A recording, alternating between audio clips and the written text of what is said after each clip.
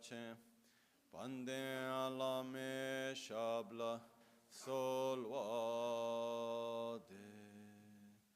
Oma Guru Vajradara Suma Timo Nishasane Kar Utta Vardanya Shri Bhadra Varsa Manya Sarva Siddhi Hum Hum Oma Guru Vajradara Suma Timo Nishasane Utta Vardanya Shri Bhadra Varsa Manya Sarva Siddhi Hum Hum Oma Guru Vajradara Sumatimo Nishasane Kar Utta Vardanya Shri Bhadra Varsa Manya Sarva Siddhi Hum Hum Oma Guru Vajradara Sumatimo Nishas Utta Vardanya Shri Bhadra Varsa Manya Sarva Siddhi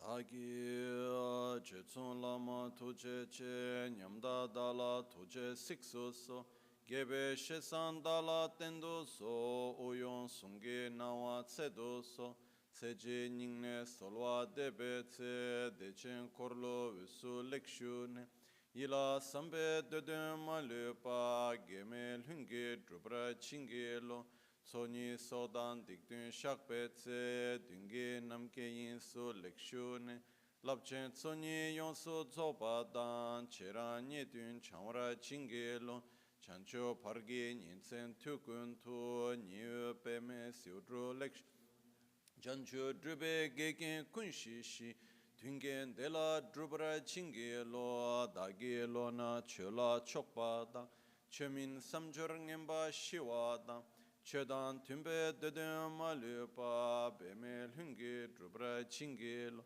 Dorna Tingne Tserava Tamchedan Techi Pardu Neka Tamchetu Rese Kyamne Lama Keleme Tukche Chingi Dala Siksu Sol Gongyab Drewe Nyamda Dachala Jetsun Lame Tujer Kuda Sungi Nawa Dralme Tu Nyamsu Nyongwe Kesan Tobra Sho Kewa Kundu Yanda Lama Drame Cheki Pela Longche Chin Sada Lamge Yente Rabzo Dorje Change Kopa Nyur Tobo Sho Pakyuke Ayaku Dhanga Daki Loya Pakyuke Sungdangan Daki Pakyuke Tudang Dagi Yerme Chiktu Chingelo Pakyo Ke Kuda Tagilu Pakyo Ke Sunda Andaginga Pakyo Ke Tudam Dhagi Yerme Chikto Chingilo Makyo Ke Kudam Dhagilo Makyo Ke Sunda Andagina Makyo Ke Tu Dhagi Yerme Chikto Chingilo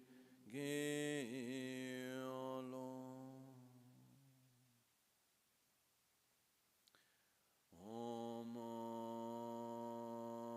Muni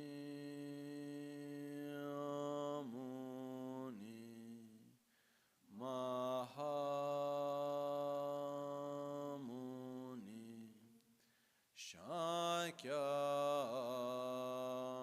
Munye Svoha. Om Muni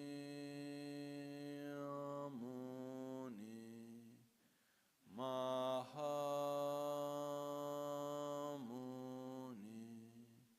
Shakyamuni Svoha. Om Muni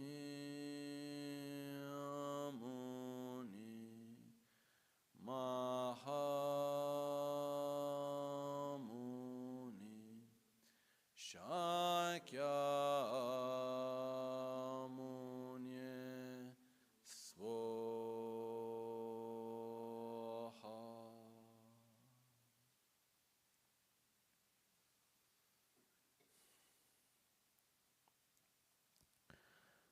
Sashipu ki choshiametok Tramayare rabalingashim Nidegempadi Sangeshintu Mikte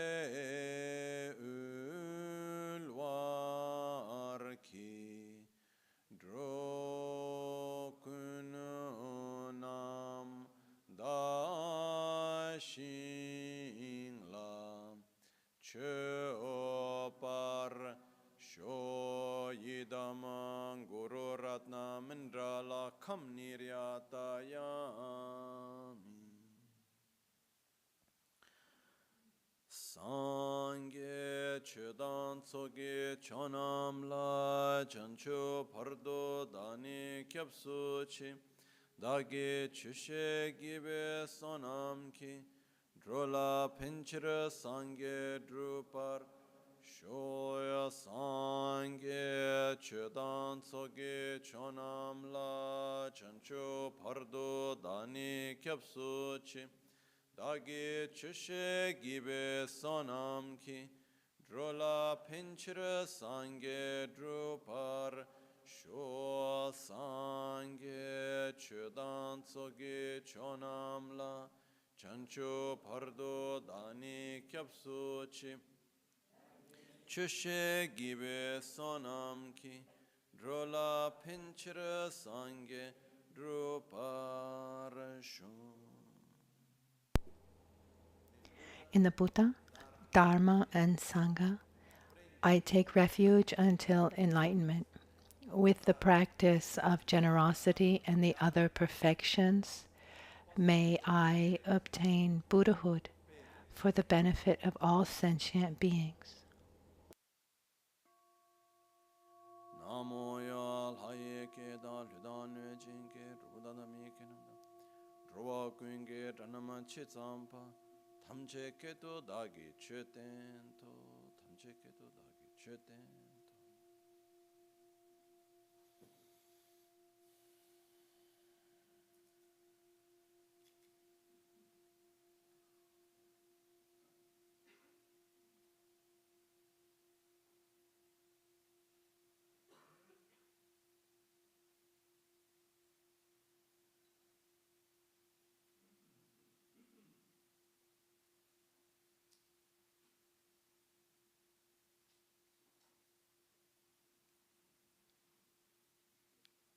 Buongiorno.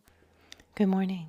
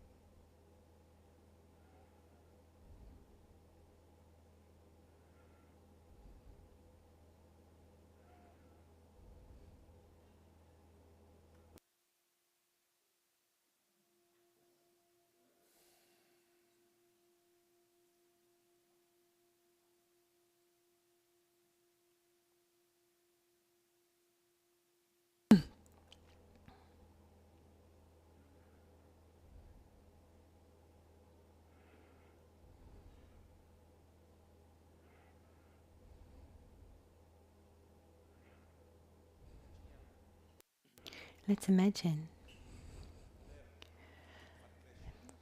that we want to grow a beautiful plant, precious plant.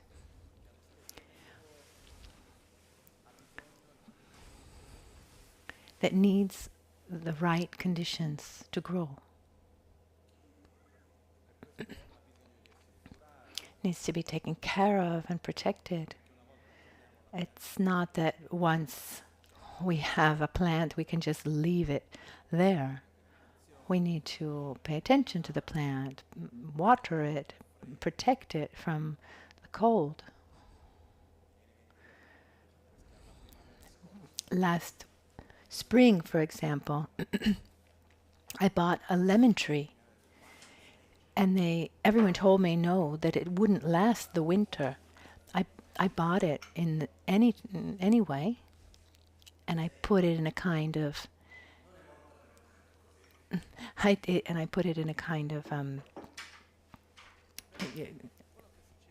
greenhouse, and it really almost died, but it did. So it's interesting to see when a plant is in its own ecosystem and there are other plants support it, give it. I mean, if a plant were in its natural ecosystem, habitat, we wouldn't need to worry. I mean, the reason why we need to take care of a plant is because we take it out of its natural habitat, or we interfere with its habitat. So the point is, I mean, if we want a precious plant, we need to take care of it. And then once it has very strong roots and is well established, then maybe we could leave it. But the same thing happens with our habits, physical habits and our mental habits too. When we want to create a new habit, if that way of thinking and behaving, of interacting, if it's something that is normal in the social context in which we find ourselves, and everything pushes us to act that way, then we don't need to pay that much attention. It's a little bit like a plant in an ecosystem that would thrive. For example, if we take someone who has a mindset that's not particularly materialistic, and we put him in today's world, do you need to work hard to have him change his mind towards this materialistic attitude? I mean, constantly there are these inputs for a materialistic mindset. When we want to generate a habit that is not in its natural habitat, let's say, then you need to make an artificial. You need to make artificial effort. You need to bring water. You need to protect from the cold. You need to help that plant support itself. And this happens with our habits.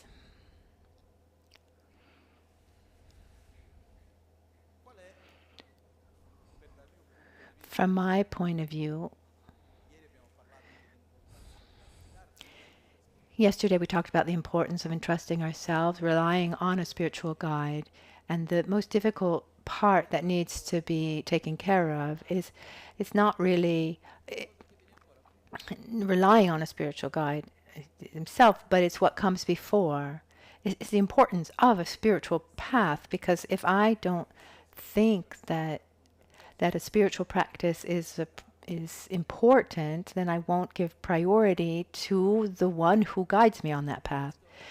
And here it's interesting when we look at the path and the teachings, our path of spiritual growth. There are certain things that are at the beginning, but to be able to do them well, we also need the next steps.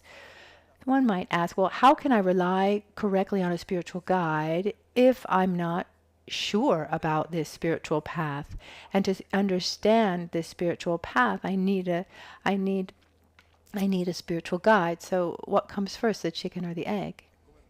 It's like saying, to take refuge, I need to understand what is Buddha, Dharma, and Sangha, but to understand what is Buddha, Dharma, and Sangha, I need teachings. I need to take refuge in the teachings.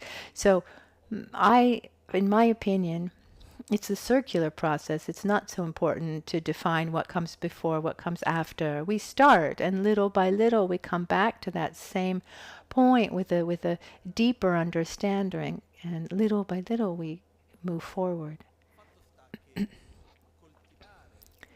So, wanting to follow a spiritual path that starts from a very simple principle, actually, is I want to be happy, I don't want to suffer. I recognize that my suffering and my happiness depend mostly on how I live the world and not the world in which I live in. And now is not the moment to go into details here. We have lots to see today, but the basis starts here.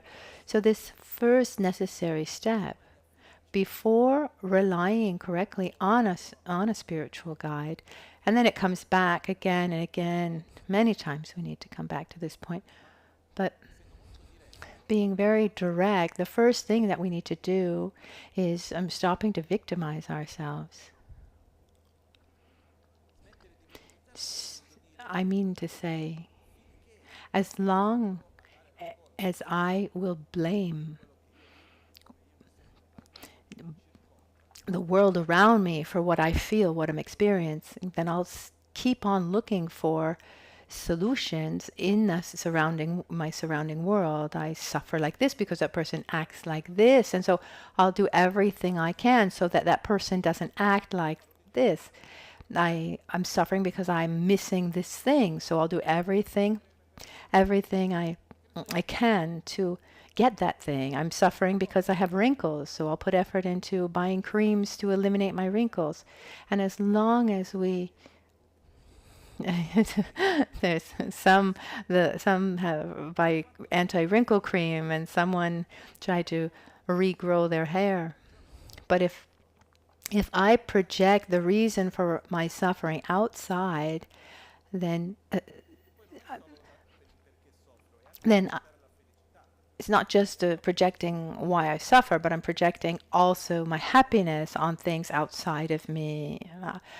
I will be happy when I find my Prince Charming, or if I had someone close to me who was this, that, and the other. And I say it's not true. Because even when you find that person, even if anyone were able to date and marry a Buddha, man or woman, a Buddha, at the end, we're not able to see the other independently of ourselves. And one gets upset because the other one never gets mad. Why don't you ever get upset? I feel bad because I'm the one. I feel bad because I'm the one that's always upset, and you're always well, so I feel inferior. You make me feel inferior. So we project all our mental defilements onto the other. We go to the Buddha and say, you love me, but you love all sentient beings. I want you to love only me. And we're able to suffer. We have an amazing amount of creativity when it comes to knowing how to suffer, ways of suffering. But when we when we project, when we have our conflicts, we have our dirty filters, so inevitably we project that onto the world around us. And it's not true that the world around us is not important. All interactions bring a transformation. So that's also important. I'm not taking away any importance to that. There's a point there's a part of the Lam Rim that talks about avoiding interactions that increase a way of thinking or behavior or habits that take us away from our spiritual path. So it's not the other person's fault. So this would be untrustworthy friends, let's say.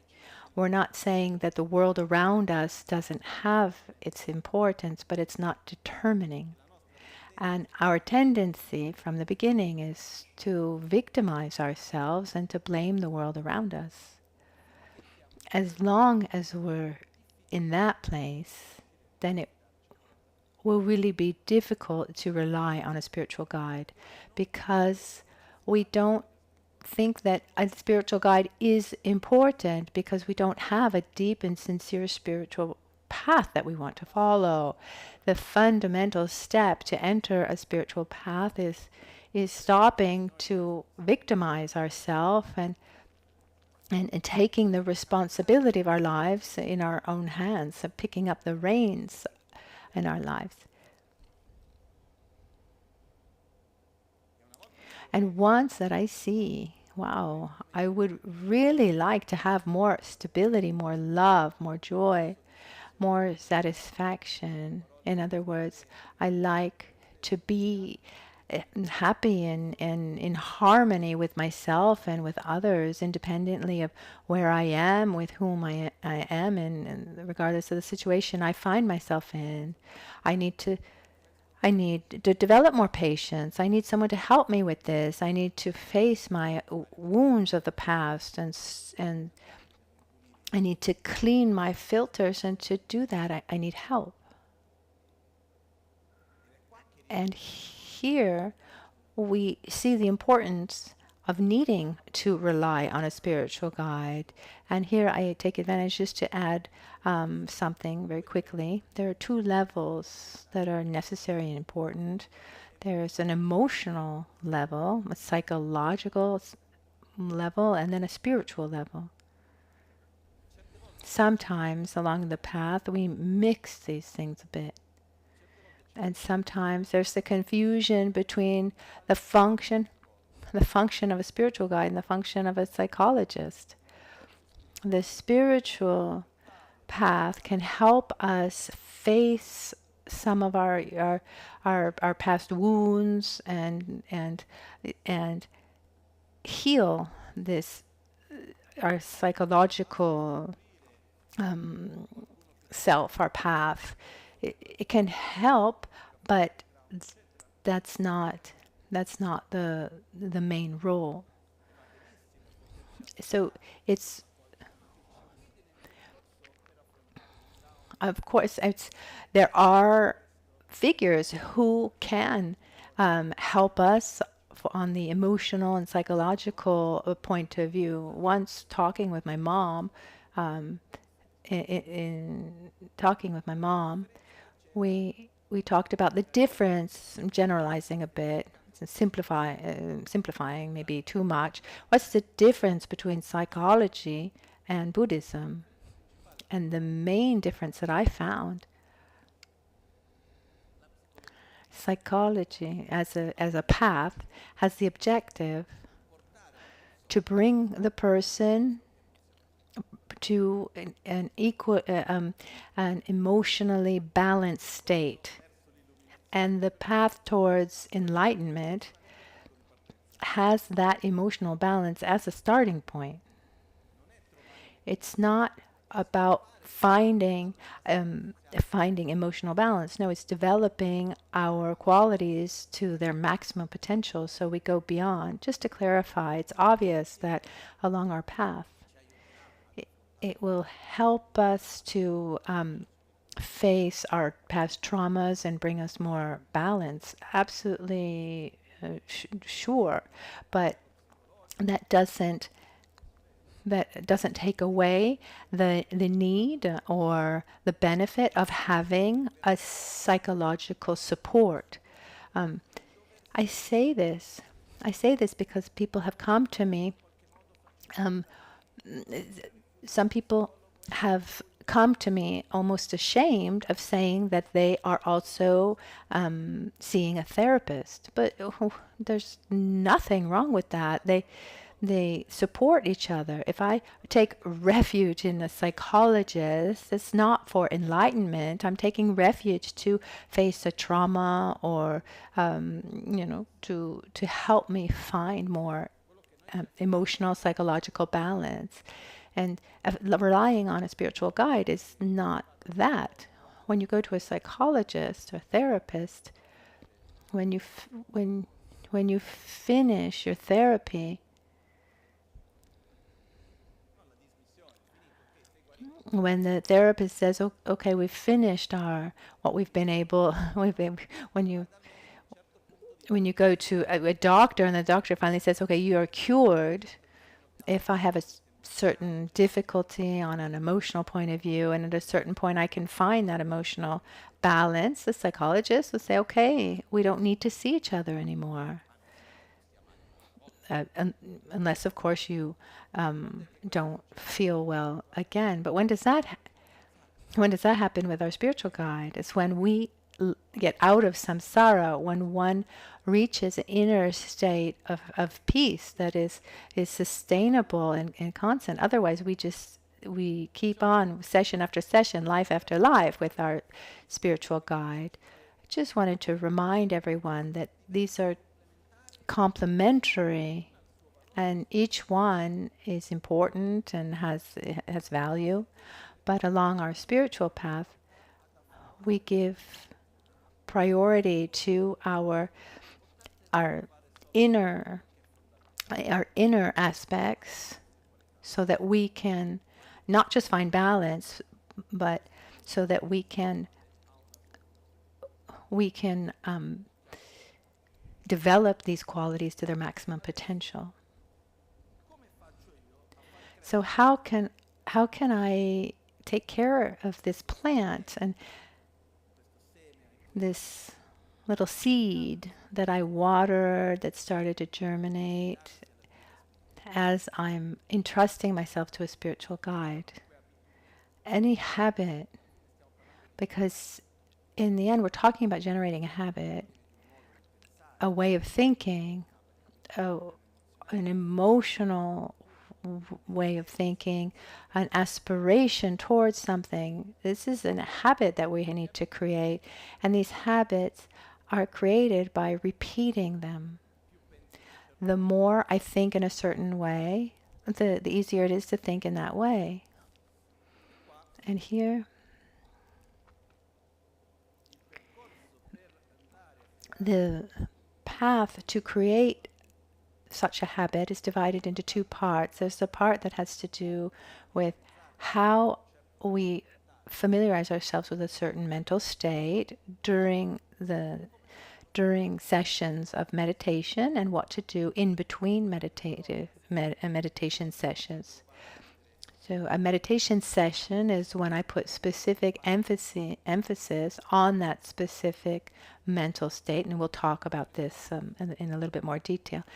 And when I'm outside that meditative state, I need to maintain a certain conduct that helps me sustain that mind.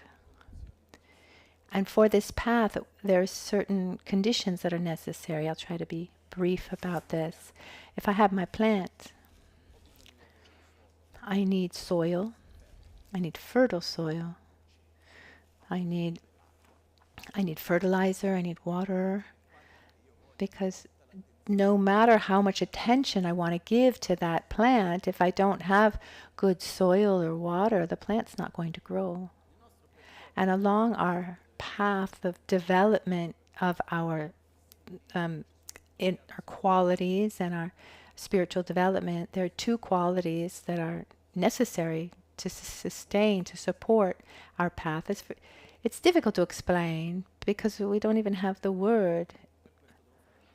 So I need to go around. I need to take a longer road, let's say. So this concept in our social context, it just doesn't exist, because if I give you the word the way it's normally translated, it gives the wrong idea about it. So we live in an interdependent reality. And this means that nothing exists in an autonomous way, independent. And anything that exists as it does, because there were interactions, like a complex equation that brought it to be so. When we do something, a thought, for example, a verbal communication, a word, or physical interaction, we're creating a new interaction.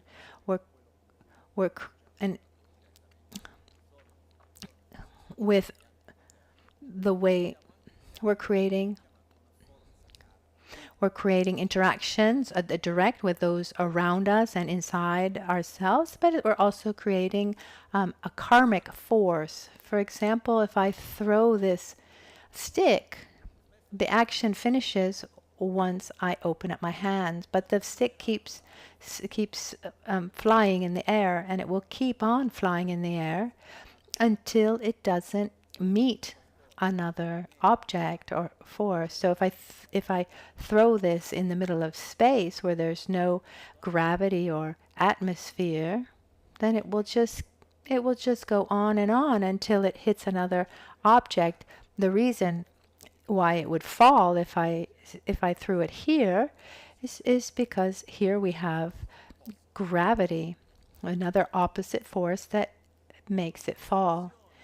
Any action that we do generates an inner force, a kind of inertia.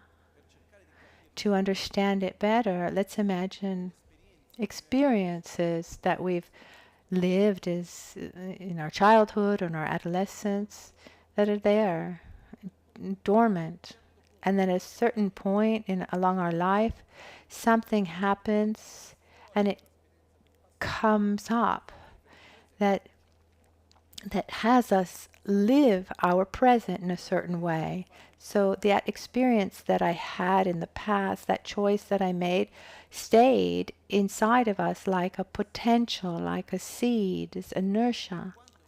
When it meets the right condition, it matures, it manifests. And this is called the law of karma, where there's an action, that action creates inertia, potential, and we can see it as a seed.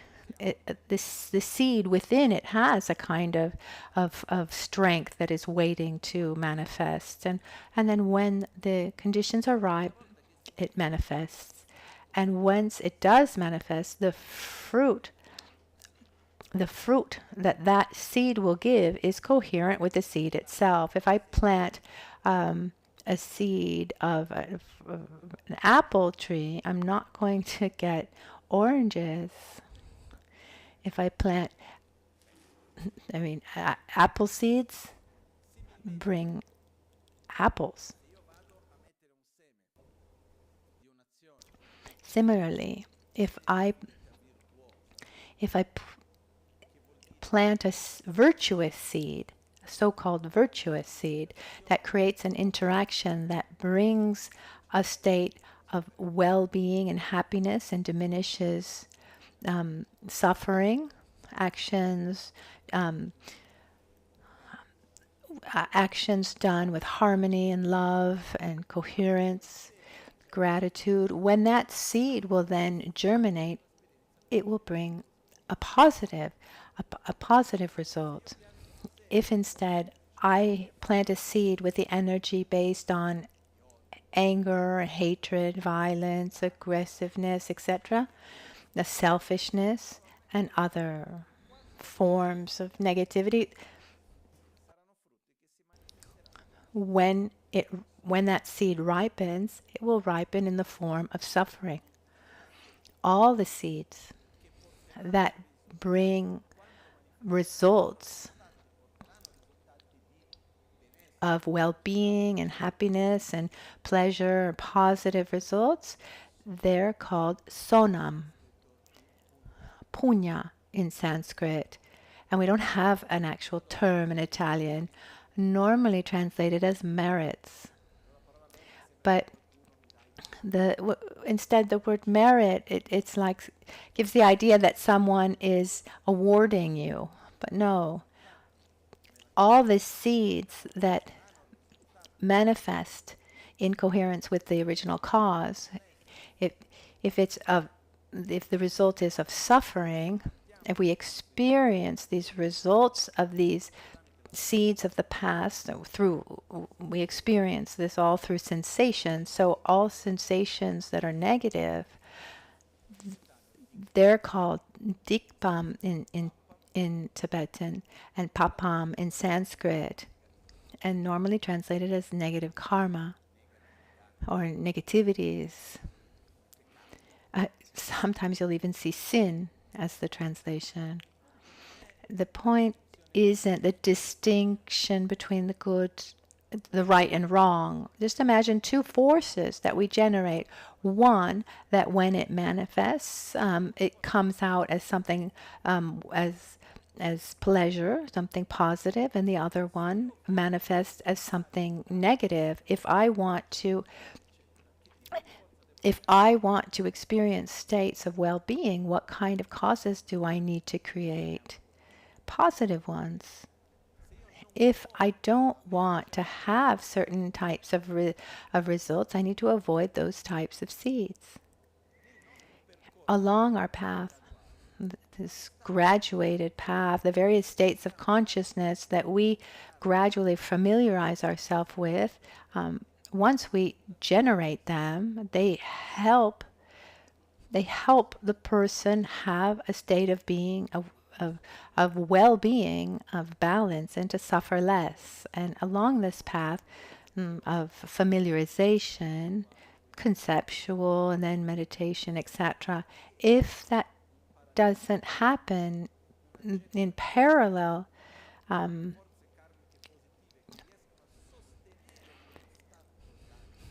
if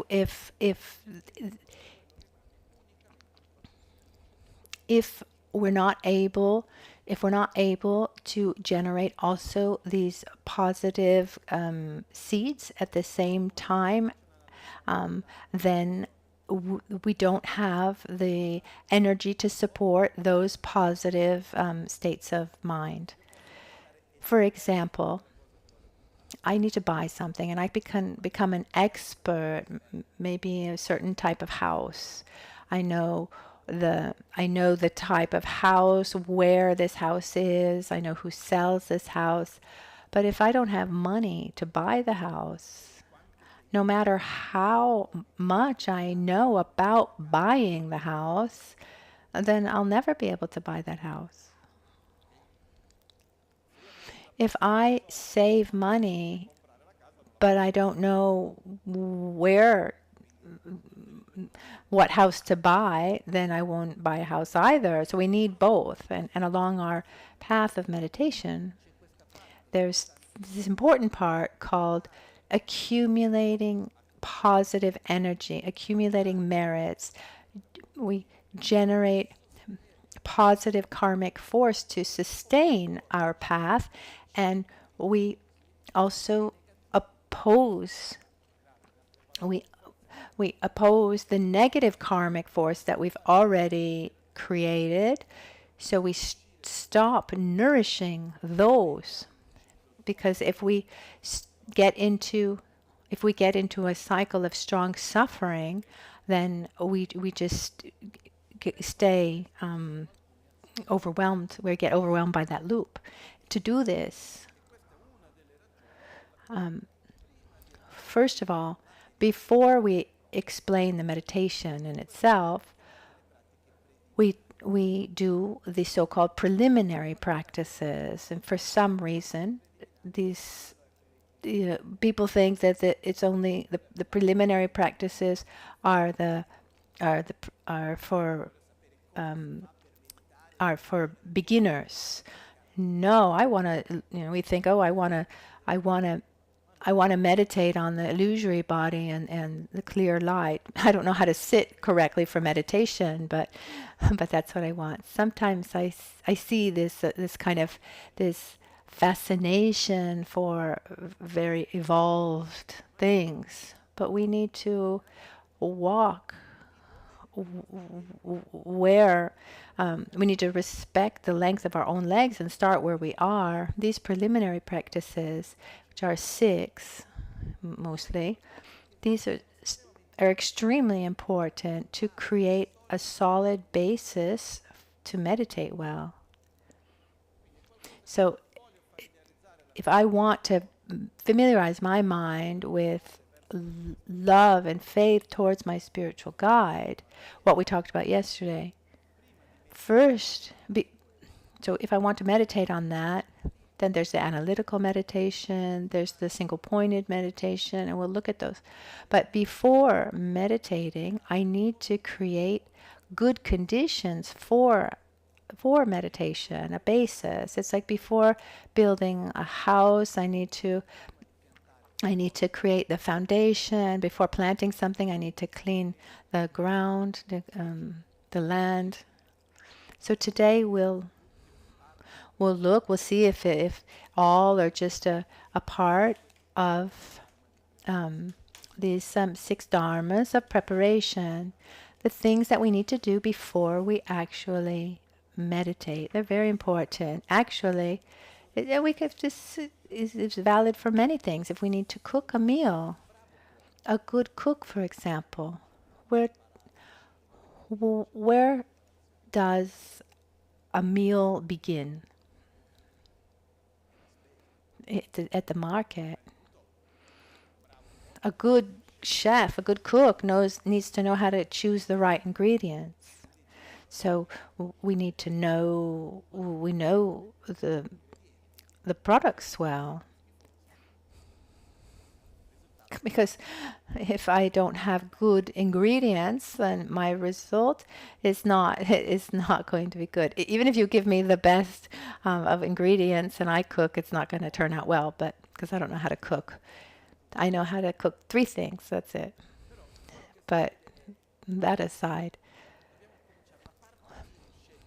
choosing the ingredients, preparing the ingredients, is as important as the actual recipe.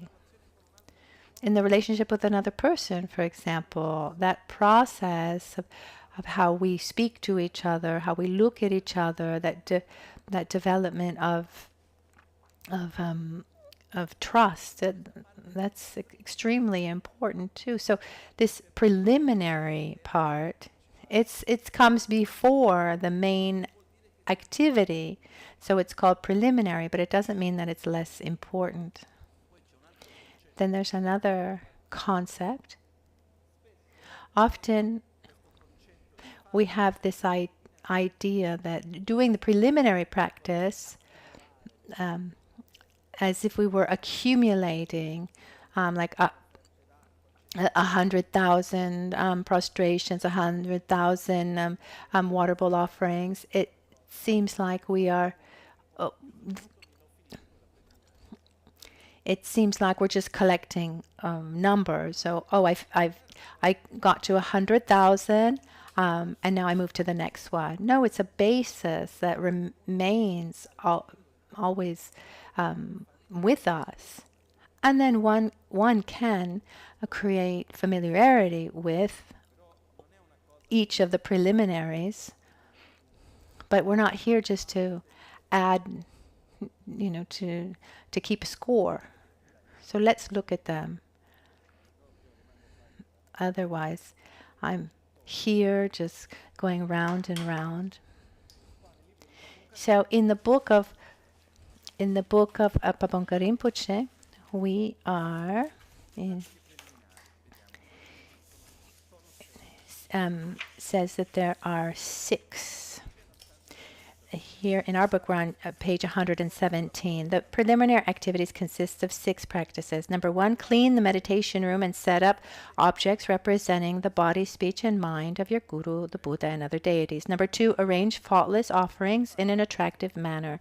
Number 3, sit on a comfortable seat while maintaining the 7 Vairochana attributes of posture, and then with a mind of extraordinary virtue, take refuge, generate enlightenment mind, and so forth. Number 4, visualize the merit field. 5, perform the 7 limb practice, which contains the main elements for accumulating the merit and purifying oneself of obstructions together with the mandala offering. And number 6, imbue your mind with an attitude of supplication according to instruction. Number 1, in other words, clean your meditation space. Number 2, prepare offerings. Number 3, prepare yourself physically and mentally. Number 4, generate the correct motivation. Sorry, that's part of the 3rd. Number 4 is to generate your merit field. Number 5, we're going to accumulate positive karma, purify negative karma. It's called the 7 limb practice. And number 6, we ask for blessings. We receive blessings. Now we're going to look at each one.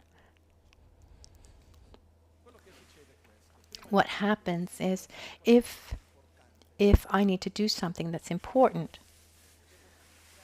I need to create space for that.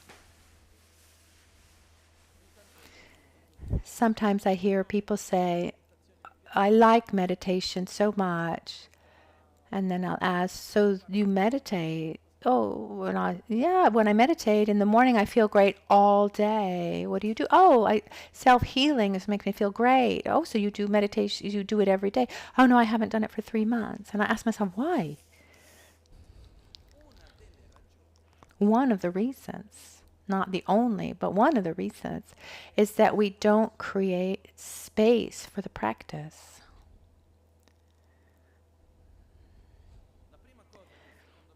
The first thing that we can do, there are 3 types of space that we can create. We need to create a physical space, a temporal space, and a mental space.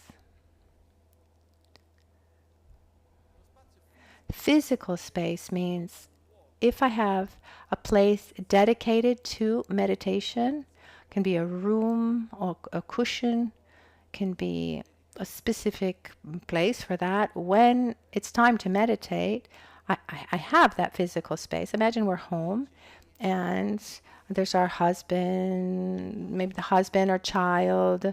They're watching TV and the phone is ringing and the baby's running around. I want to meditate.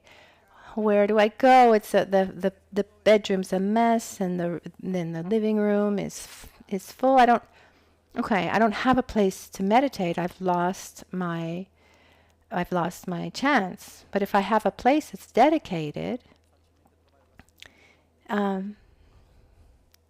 if you find an excuse to not meditate, then the desire to meditate really dissipates. You can also take, in Tibetan, we have this piece of cloth called dingwan Tibetan. The monks have this. It doesn't have to be the same, but we can take a cushion or a little mat or a piece of cloth, something that we treat with respect, and we can take that wherever we are, and we use that exclusively to meditate, where I don't do any other kind of activity when I'm seated on this piece of cloth or this cushion. And that creates a kind of energy, because you've created a space for that. You do only that. And then when we sit on it, we naturally are directed to do that activity. So if you have a big house, you're able to take a room and dedicate that room to meditation. That's wonderful. I remember once I was in Brazil. I was invited by a friend. I needed to give teachings in a city that was nearby called Búzios, and I was invited to his house, and I think it was the biggest house I've ever been in my life, where the bathroom was bigger than my whole house. It was about 3,000 meters at least. It was enormous. A beautiful, beautiful house. And inside there was a gym, there was a cinema, but there wasn't a space for spiritual practice. And when I looked for it, I didn't really. It was enormous living room, but there wasn't that space. And I thought a lot about this. I mean, we create spaces according to the activities that we think are important. And if meditation and prayer and the study of dharma is important, then it's important to create a space for that. I don't think that you all, any of you, or you all have a 3,000 square meter house. But if you have a room dedicated to that, or if you don't have a room, if you can have a place to sit, where you can set an altar up in front. If that's not possible, at least a cushion, a mat where you can sit down, or even just a square piece of cloth that you keep with respect and you use for your practice. And when you open up that piece of cloth, you create that atmosphere. So the first thing is to create a physical space. The second is we need the time, temporal space. We can use a magic instrument, which we call our calendar, our agenda, because it's strange. Once we write down meditate, then we need to do it. It's happened more than once. What do I need to do today? And then I look at what's written. Why do I need to do that today? Because it's written. And so once you put it down in your calendar, you have to do it. So if we don't create the time to meditate, our life is full of so many things. I want to meditate, but between one thing and another, we just can't find the space. And so there's the lack of that time, lacking the time, that temporal space, or lacking that physical space, brings us to also lack the mental space to meditate. If someone has a lot of mental space for meditation, no matter what happens and no matter where that person is, wherever that person is, just sits down and meditates and it's fine. But since most of us are not like that, we need to help ourselves. Traditionally, before meditating, we need to clean our meditation space. And it has nothing to do with whether it's dirty or not. It's not that you can't meditate in a dirty place. It has to do with giving respect to what we're about to do and to prepare ourselves. If I come from doing something, or had breakfast, or I read the news, or I was talking to someone, if I just sit down right away, one needs time before one's actually ready to meditate. If I come to meditate, but then I dedicate 5 minutes to tidy up and to clean the space and prepare my altar, that's like a bridge that allows me to be much more present for my meditation. It's said that in the Patala Palace in Lhasa, there was the palace of the various Dalai Lamas, that the Dalai Lamas themselves had their own brooms. There's actually, you can still see it. This broom that the Dalai Lama used is all used up. So it's about treating the place with respect. This place that we're going to do something that's so important. There's a nice story that's told. It's said that this act of cleaning before we begin the practice has a double function. On one side, it's this bridge that we said, that we come from one activity and I calm down a little bit. I prepare myself for what I'm going to do before I sit down. There's an aspect of respect towards the activity that I'm going to do. And then there's another aspect that's important. We're cleaning our mind, actually. We're cleaning our motivation. Even if you see, when on your way out, the main door of the temple, if you look at the floor, that central part is made of white stone. The reason for that is to remind us that when we go into a holy place, we need to leave aside our anger and our jealousy and come in with a clean mind. And when we sit to meditate, it's very probable that before we sit down, we're in the middle of the mess of our daily life and taken by all sorts of worries and problems and mental defilements. So when we sit to meditate, as we're tidying up our meditation space, when I'm taking away the dust, it's not just dust, it's the dust of all my mental defilements. It's not the external dirt, but we're taking away those mental states that we can have in that moment that don't allow us after to generate the correct mind to meditate. And this comes from a story in the time of Buddha. There was a family. It was a family of Brahmins. This is higher class in India. Those who had religious functions, and every time they had a child, he would die very, very young. We know, unfortunately, that mortal infancy was very prevalent until relatively recently.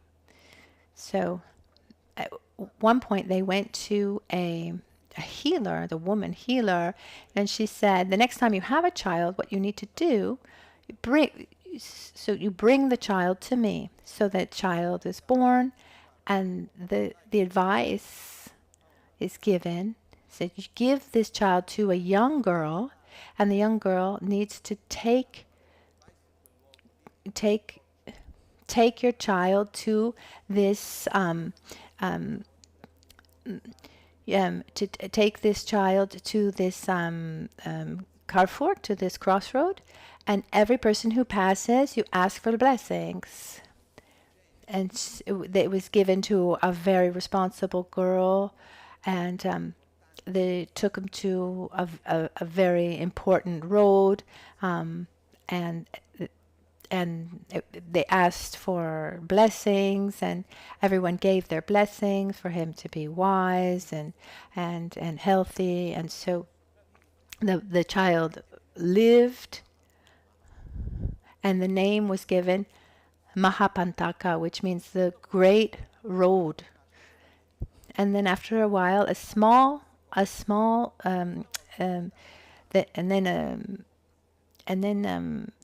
time after, another son was born, And they did the same thing, but they gave the child to kind of a lazy girl, and this lazy girl brought the child to a small road, and very few people came by for the blessings. And it's said that the Buddha actually came by to give his blessings. And this child was given the name Chunda Pantaka, which means the small road. And so the older great road became a great learned scholar, became a disciple of the Buddha, an important person, very able person. And little road instead couldn't understand a single thing. He was one, when they tried to teach him something, he learned the first with a lot of difficulty, and then he got to the second point. He'd already forgotten the first, and he couldn't learn anything. At a certain point, the parents die, and big road, who was a disciple of Buddha, the little road went to live with the big road, and tries to. And even the little road became a monk, like his brother. And his older brother started teaching him the Dharma. It was used since then to memorize. For example, let's give an example. Abandon negative activities, do positive activities, and control your mind. And once he would learn, abandon negative activities. Okay, he took a long time to memorize that and get to the next phrase. Okay, do positive things. He's already forgotten the first. And the farmers around had memorized all the verses because he was trying to memorize talking out loud, but he wasn't able to memorize. And one day his older brother was frustrated, and he said, "What can I do? I've tried every kind way. Maybe if I yell at him, that it'll wake him up a little bit. Maybe he can learn better." So he really scolded him. "You're the most ignorant of ignorant." And little Rod was so upset. He runs away crying, said, "My brother's right.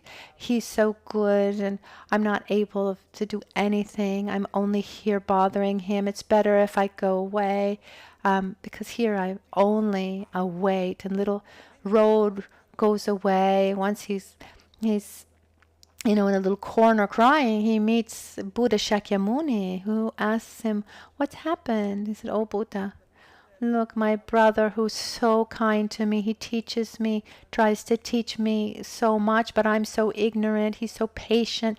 He never gets angry, but my ignorance, my inability is led him also to lose his patience with me." And Buddha said, "No, I think there's something you can do." And he says, "Are you able to clean shoes?" "Yes." And he gave him the job. He says when there were these meetings, when there's encounters, his job was to clean the sandals. And he saw that he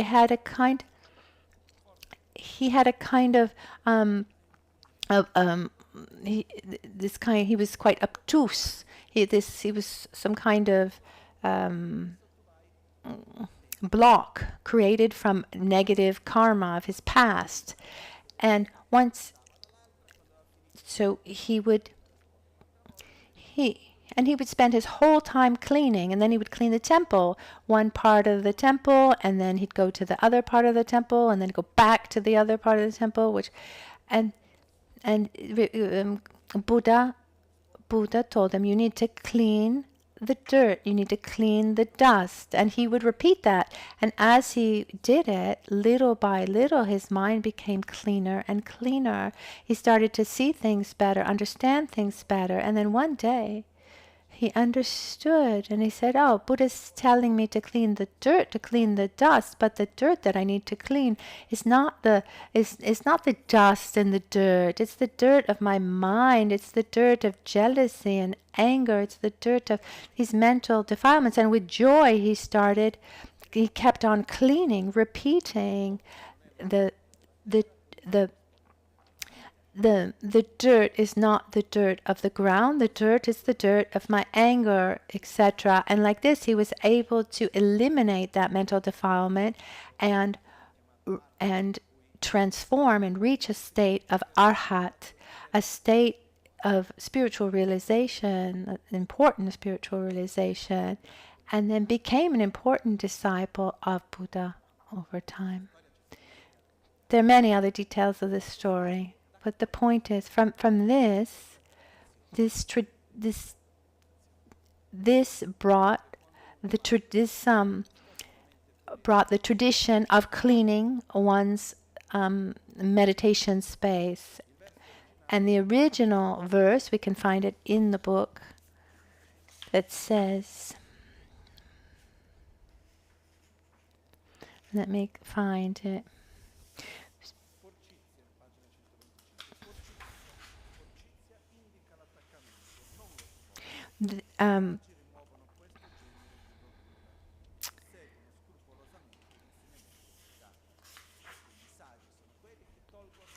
So the dust is desire, not particles of dirt.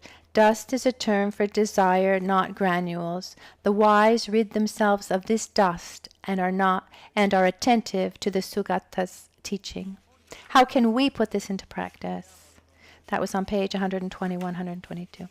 So we have our mental defilements, anxiety, mental defilements of anger and jealousy. This cleaning with this awareness of respect towards this sacred place where we're going to meditate, the temple. So we're going to clean a place that we have respect for, with the awareness that as I'm cleaning not just outside, but inside. That action, it's an external action that helps me clean within. So when ideally one goes in the morning to meditate, or in the afternoon, or in the evening, whenever it is, it doesn't have to be the morning. Ideally, before sitting to meditate, one takes that time to clean the place. And as one cleans, generating an inner awareness of the inner states, one observes oneself, and one asks, okay, what mental defilements are strong in me now that I need to clean? Jealousy, anxiety, etc. And as we clean outside, we clean within. This is the first of the 6 preliminary practices. It has nothing to do with beginners. Even the Dalai Lama in Tibet had his own broom to clean his meditation space. It's something, it's an important process for all of us.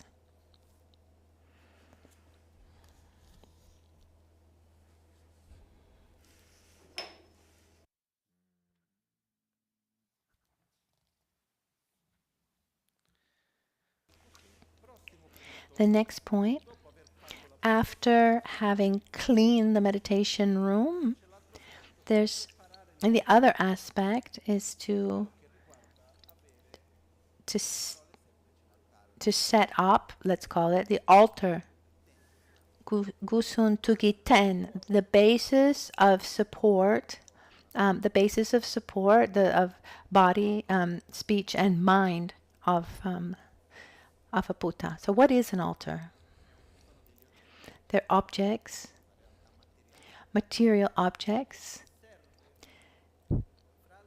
that are a support to help us connect with our path, to remind us of our objective, our potential.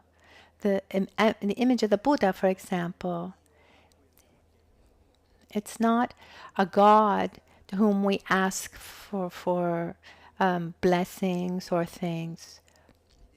The idea of putting a holy object on an altar, the representative of something sacred in our culture, is to connect ourselves and ask for something. But here is different. Here, when I observe all the images here of the Buddhas, the image of the Buddha shows us many things. First of all, it's like a mirror where I see my qualities develop to their maximum potential, who I can become. I see the best future. Imagine a mirror where you could see your future, your best future. If I do things in a certain way, I can become like that. The image of the Buddha is to show us that it's possible to eliminate anger and attachment, and ignorance, and to reach an inner state of peace like him or her. So to understand this well, we need to understand what a Buddha is. When teachings were translated from Sanskrit into Tibetan, one of the marvelous things that was done was how all the rules to create new words that didn't exist in Tibetan, and the word Buddha that arrived in Tibet is a concept that didn't exist, like it doesn't exist in English or Italian. So when we say Buddha, what do you think? A person, an image that represents a historical figure? When actually it's something else. When they translated into Tibetan, they created a new word. The translations, if there isn't the concept of this word that we're going to translate, we have three possibilities. We use the same word and we use it a little bit in the wrong way, or we use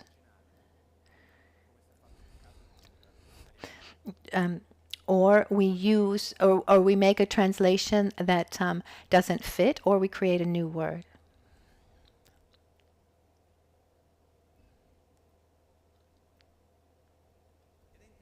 And it's interesting to see that when we take the aspects of Buddhism, there are cases where we need to create a new,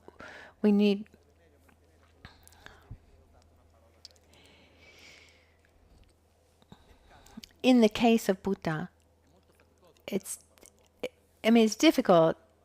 It's difficult to create a new word in Italian, let's say, but in Tibetan they did it. It's not a literal translation, but it translates the meaning. So a Buddha in Tibetan is Sang Gye. Sang means to eliminate, and Gye means to develop, to grow. So a literal translation would be Sang Gye would be eliminate, develop. What does that mean? A Buddha is this state, or we have completely eliminated all negativities,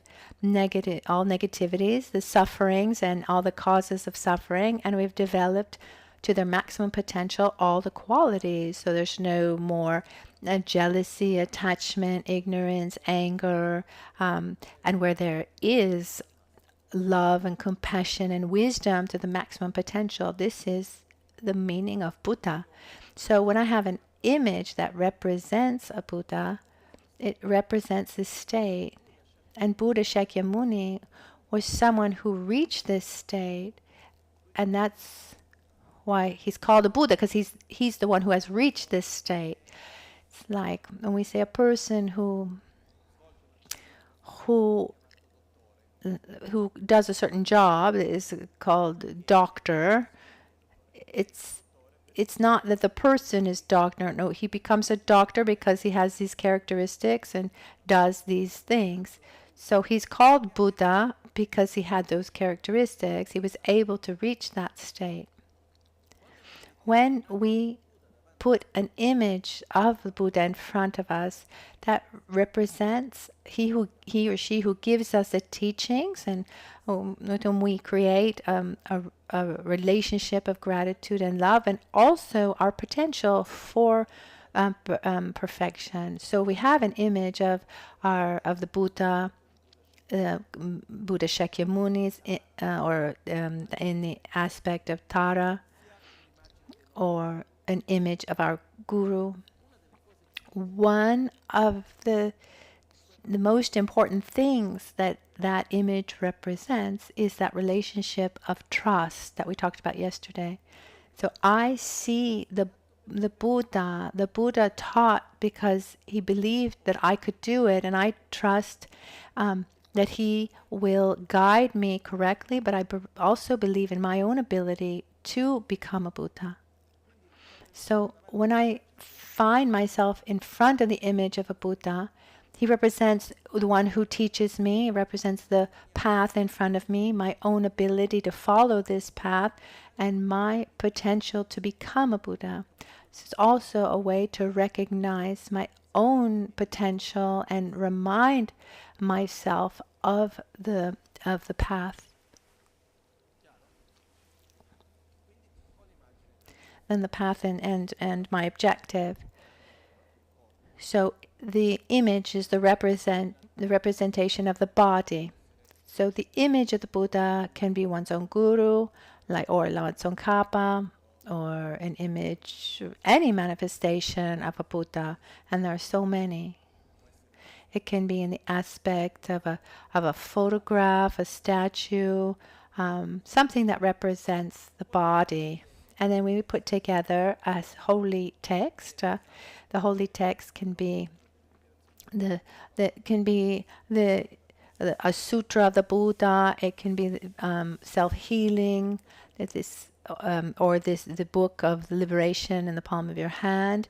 And it represents the Dharma. It represents the path that we need to follow. It represents the receiving of the teachings and putting them into practice.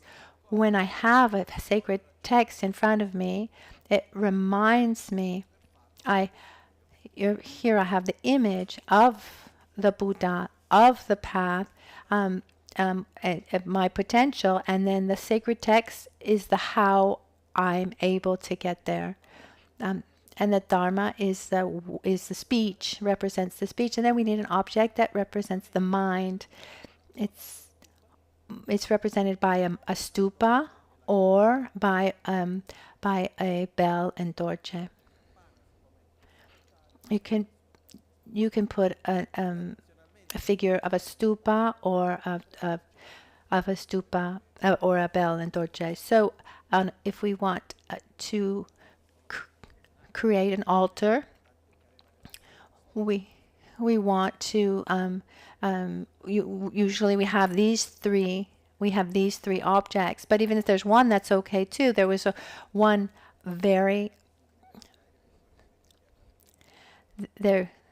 there was one very important master who had an altar with only a mirror that represented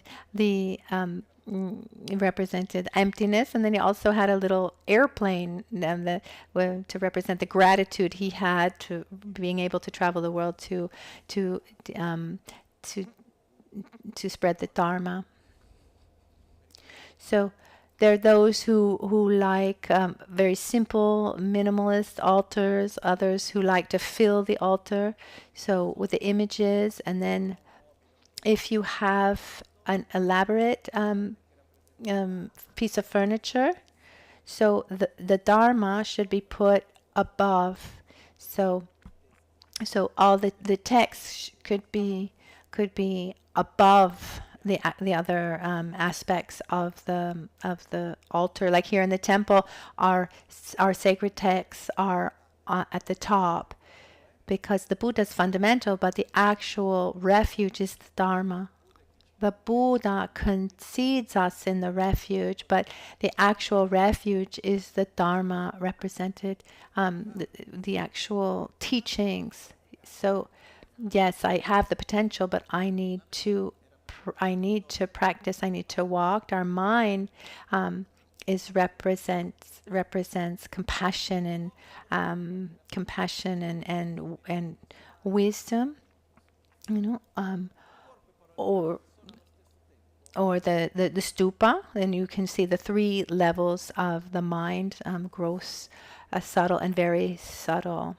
So any being has these three levels of being, these body, speech, and mind. So we have our physical appearance, we have our way of communicating, and our way of thinking. So these three representations, they show us we want to reach this enlightened state. And to do that, I need to act virtuously, interact virtuously with my body, speech, and mind. Our path requires all three aspects. It's a path of transformation and training where we need to have a physical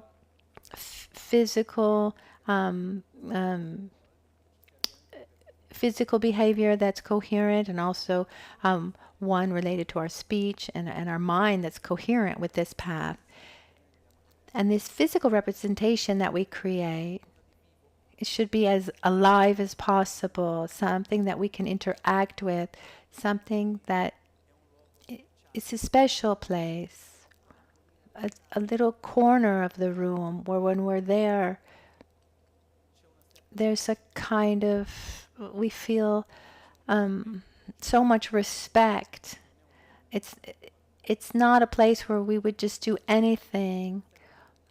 It's a bridge to help us connect to our path.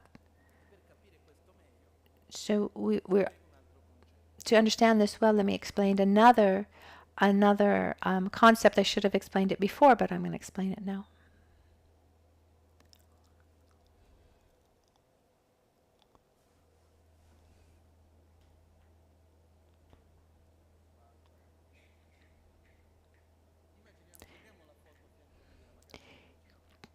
You see the photo of the image of Lam Rim Chen Rinpoche here. When you see that, naturally we connect with that person, don't we?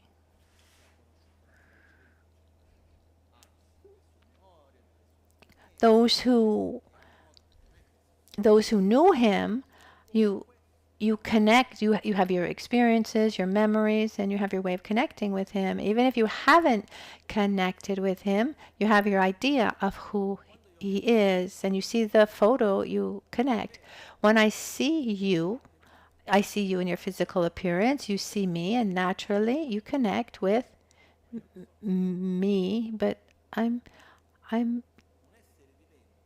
not just this appearance, a living being. In Tibetan, there's a specific word, zeyu and takyu. These zeyu are all phenomenon that to be perceived, we need to first perceive a part. When we perceive a part, then we see the whole. For example, a person, first I need an aspect of their body, their face, or their hand, or their hair, or hear their voice, some part of their person that takes me to perceive the whole. We can't perceive the whole without perceiving first their a part. And there are other phenomenon. There's no distinction between a part and a whole.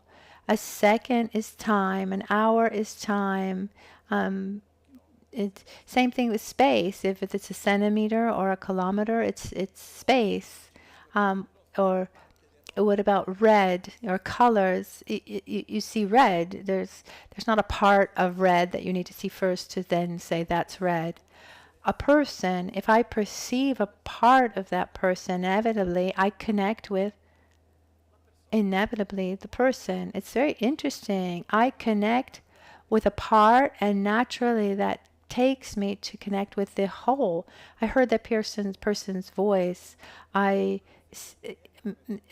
if I know the tip of one's pinky, and if I know that person's body well, then I can connect with the whole person. When we have an image, that image is a kind of bridge.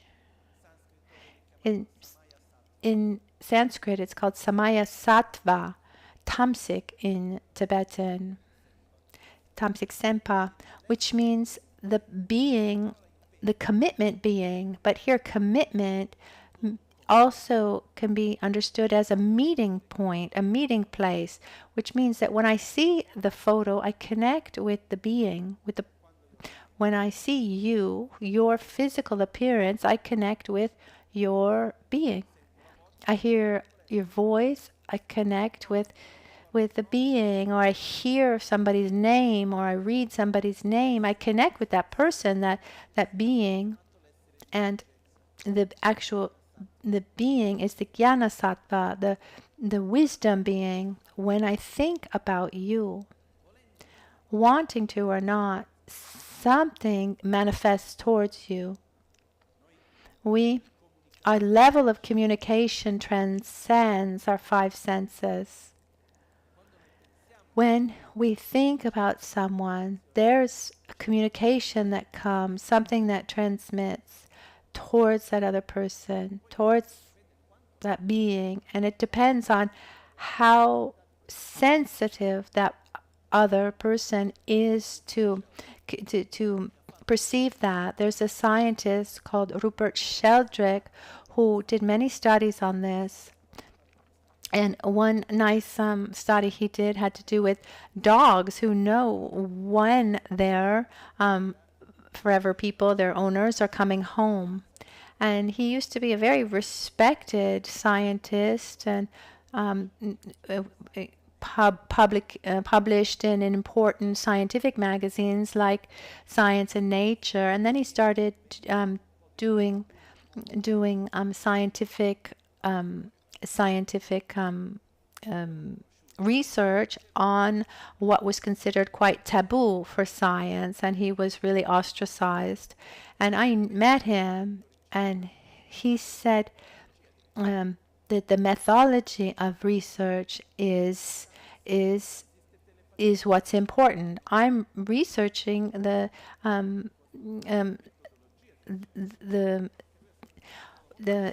telepathy of dogs, but the mythology is scientific, and it always showed that dogs have this ability to perceive. And this study, that's very nice actually.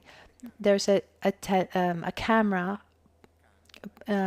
put in the house that showed the dog, and then also a camera showing where the person was. And this was it was a very old, and it had, and the cameras had the same time code, so let's say the owner leaves, and the dog goes and sits by the door or wherever it is, and then the person, when they say, okay, now I'm going to go home, and it's not the regular time of the day, and as soon as the person says, okay, now I'm on my way home, then the dog goes to wait, and then on the way home, then the owner says, oh, I'm not going home anymore, and then the dog gets up and is no longer waiting at the door. He said that one of his friends, the wife would say that she knew whether the husband was coming home or if he was actually at a pub, at a bar, because that the dog would go to the door to wait for him when he would leave the office, but that if he stopped for a drink, then the dog would get up and not wait for him anymore. So the wife knew where he was or not. So if this dog is able to perceive something that comes from the mind of his owner, it's incredible. And we are animals, aren't we? So why can a dog have that kind of sensitivity and we human beings can't? And then he also researched this phenomenon that sometimes we think about someone and then the phone rings and it's that person. I mean, has that happened to you? I mean, it's funny because normal people say, yeah, that happens. It's obvious. But to say that to scientists, they say, I'm out of my mind. So he researched this. What happens? I think about you and then you call me. So you think about me and then the phone call comes. I think that when we think about someone, there's communication. There's something that's being transmitted. To think about someone, to create that link, we do this through this bridge called the object of commitment, the commitment object, Samaya. It can be a memory, an image, a statue, whatever it is to connect us. Is that clear? The objects that we have, these images have have that function. When I put the image of my guru, the image of the Buddha, of Tara, or whatever sacred image it is, that's the bridge to help me connect to that holy being. And this is not a specific characteristic of Buddhism. This is how we are instinctively. I mean, here in the house, we put the photograph of someone that we love. When we see that image, that symbol, we feel connected to that person. And this is one of the functions of the altar. The altar has the function of being a kind of portal to help us connect with our masters, with the enlightened beings, and then to help us connect to our feelings of gratitude. If I think about someone for whom I have tremendous love, I see that image and I feel the love. If I think about someone for whom I have a lot of anger, if I put that photo of that person, what happens? I see the person, I see that image, and I feel anger. If we want, we can try to train in compassion and put an image of someone that generates anger within, but I don't know. So the altar has this function of connecting these feelings of love and faith, the faith in ourselves and the faith and love for our spiritual master and the Dharma. So I invite you to create your own altar in your way.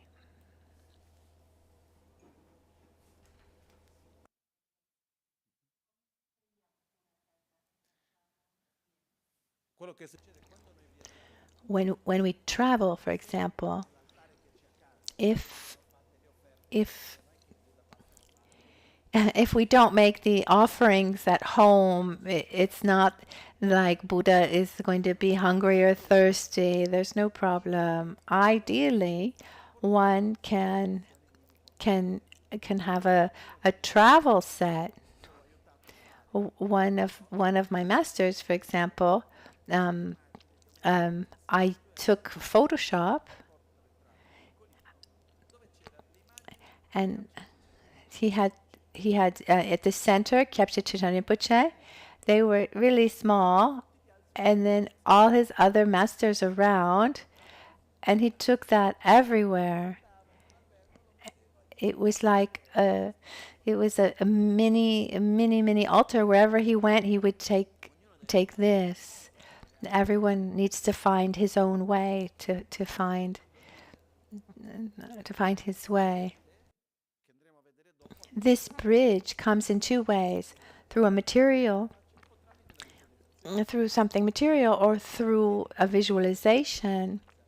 When you sit down to meditate and you generate you generate an image mentally that has the same function as the image, the material image. And for this bridge to exist, then we need to have this lineage. I mean, if I just show you a picture of anyone that you don't know, this is not going to work. That's why this connection, this lineage is so important.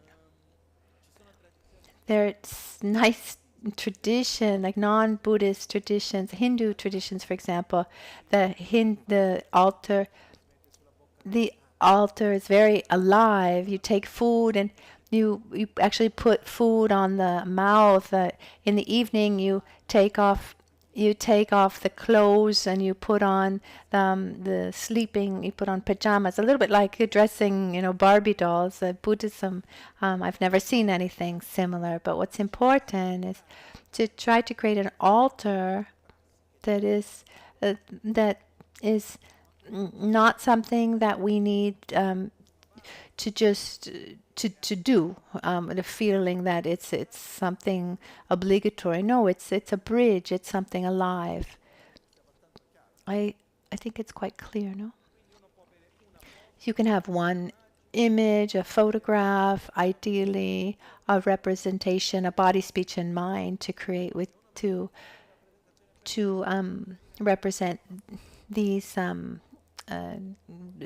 to represent the body, speech, and mind. It's important to connect with the why. Connect, not really understanding what these objects represent. When we prepare an altar, if the object is in stone or wood or plastic or gold, it has the same value, spiritually speaking. It's not that the altar is more sacred because it's made of gold. It's or less sacred because it's made of plastic. What makes it sacred is the value that we give to it and how we are able to connect. Once, and there's a story of the 10th Panchen Lama in Tashilhunpo in Tibet. Every time a Panchen Lama would leave his body, a stupa would be created, and then during the Cultural Revolution, one stupa was more or less intact, and the others were destroyed. And at the 10th Panchen Lama, what he did is he took all of these stupas of the stupas of the past Panchen Lamas that had been destroyed, and he made one stupa. And when he did that, those who were taking care came to him saying, sorry, we're not able to obtain enough gold, enough precious stones to make a precious stupa. And he scorned them, and he said, what makes it precious is the objects that are inside the stupa. If because it's gold, it makes it sacred, then we should have pilgrimages to the Swiss banks. Okay, so that statue all in gold, what does that mean? It's not because it's gold that it's more important than the one made of wood. Someone might ask, well, then why are they made in gold? It's when we represent something that is important to us, we do our best. So for example, if I take a photo frame of someone that I love very much, what kind of photo frame do I choose?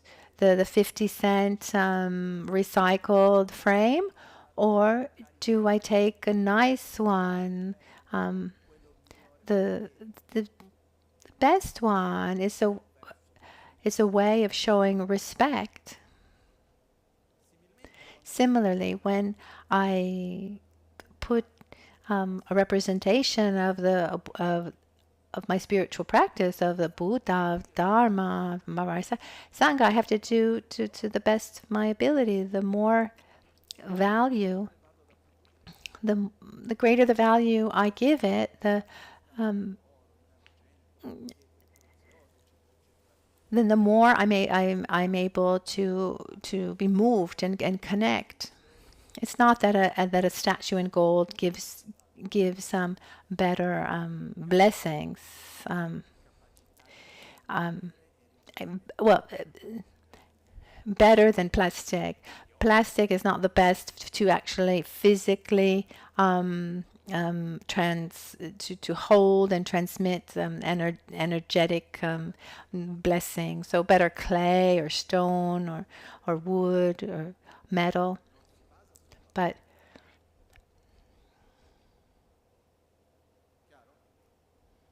is this clear? Okay. So when we make our altar, we need to offer our best. We try to do our best. Once we've prepared our meditation space and the altar, we need to also the place where we that comes after. No, the next part actually is how to prepare the offerings. And here someone could ask, what are the offerings and why should we do them? And there are two main reasons.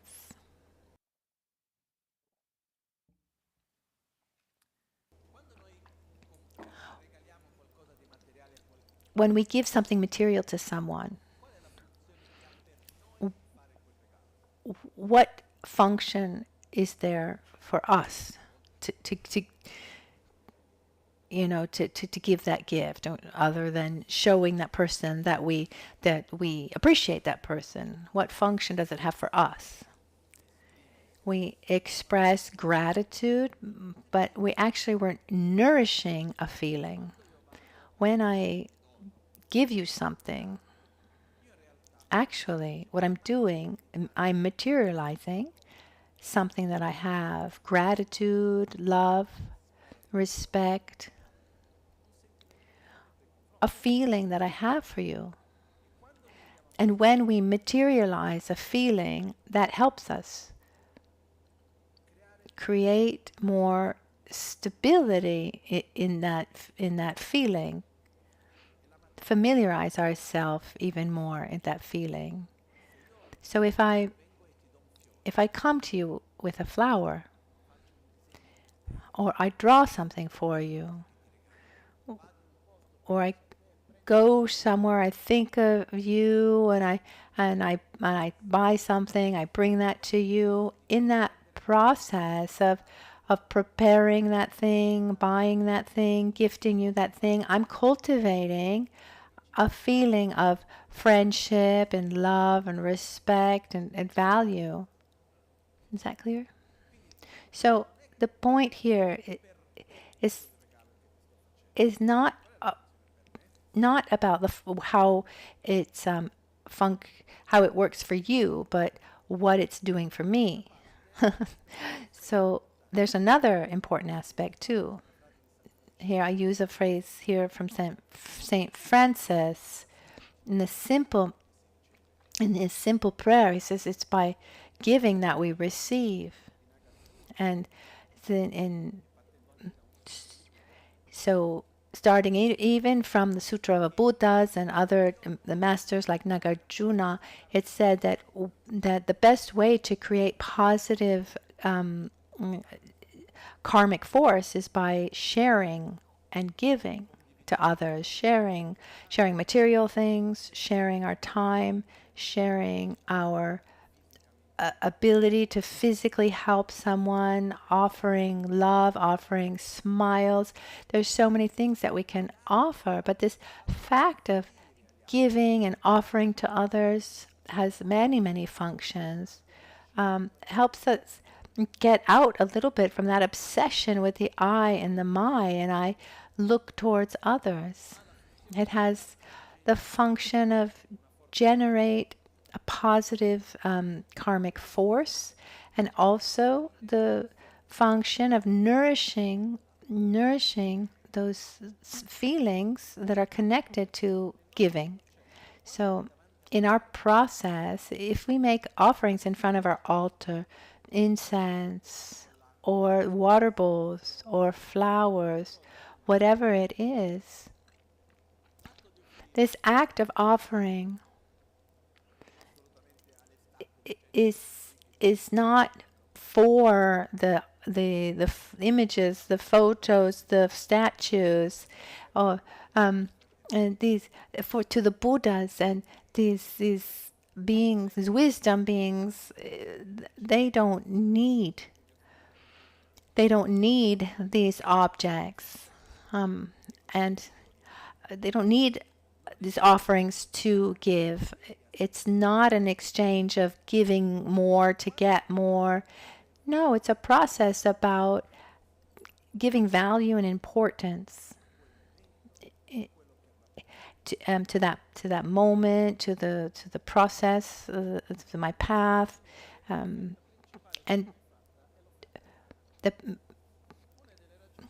we normally offer water, because traditionally it's like this, because it's said that one of the greatest interferences to an act of generosity is attachment and miserliness, because that pollutes the motivation, and it's not healthy. So when we make an offering, even a gift to someone, it's important to give gifts that don't have strings attached. Has it ever happened that you've received something or given something and you say, I'm going to give it to you, but you need to use it like this. Don't give it to anyone else.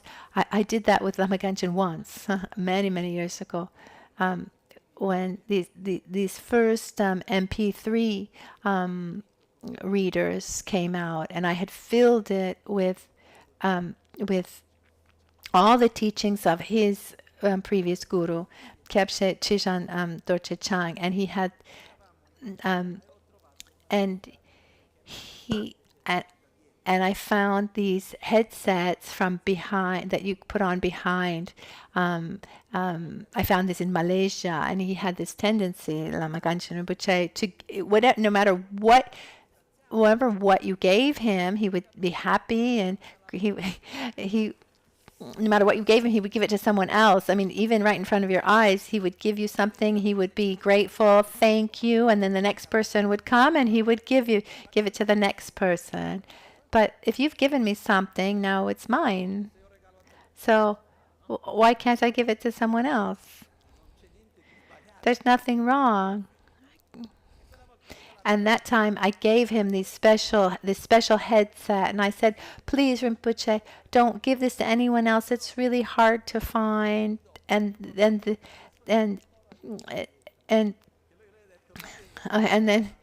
he said, okay. And I remember 15 years later, it was still there hanging up in his room.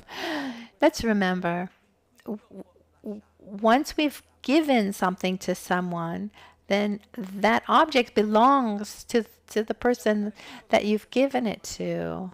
I mean, sometimes we can give something with a manual for use, but not a contract for use. because then we stay attached to something. We stay attached to it. I've seen people give something and then years later go back and say, well, you're not using it, or you're not using it well, I'm taking it back. No, it shouldn't be like that. So when we offer something, people ask, well, what should I offer? How much should I offer? It shouldn't be too much or too little. Even if I have an offering to the center, for example, the teachings are all free traditionally. In my whole life, I never paid for a teaching, but I've never received a teaching without having made an offering before or after. People ask, how much should I offer? What for you is not too much or too little? And what determines the value of the offer is not what determines the value of that offering is what value you place on it. It's said that once the Buddha was walking with his bowl, and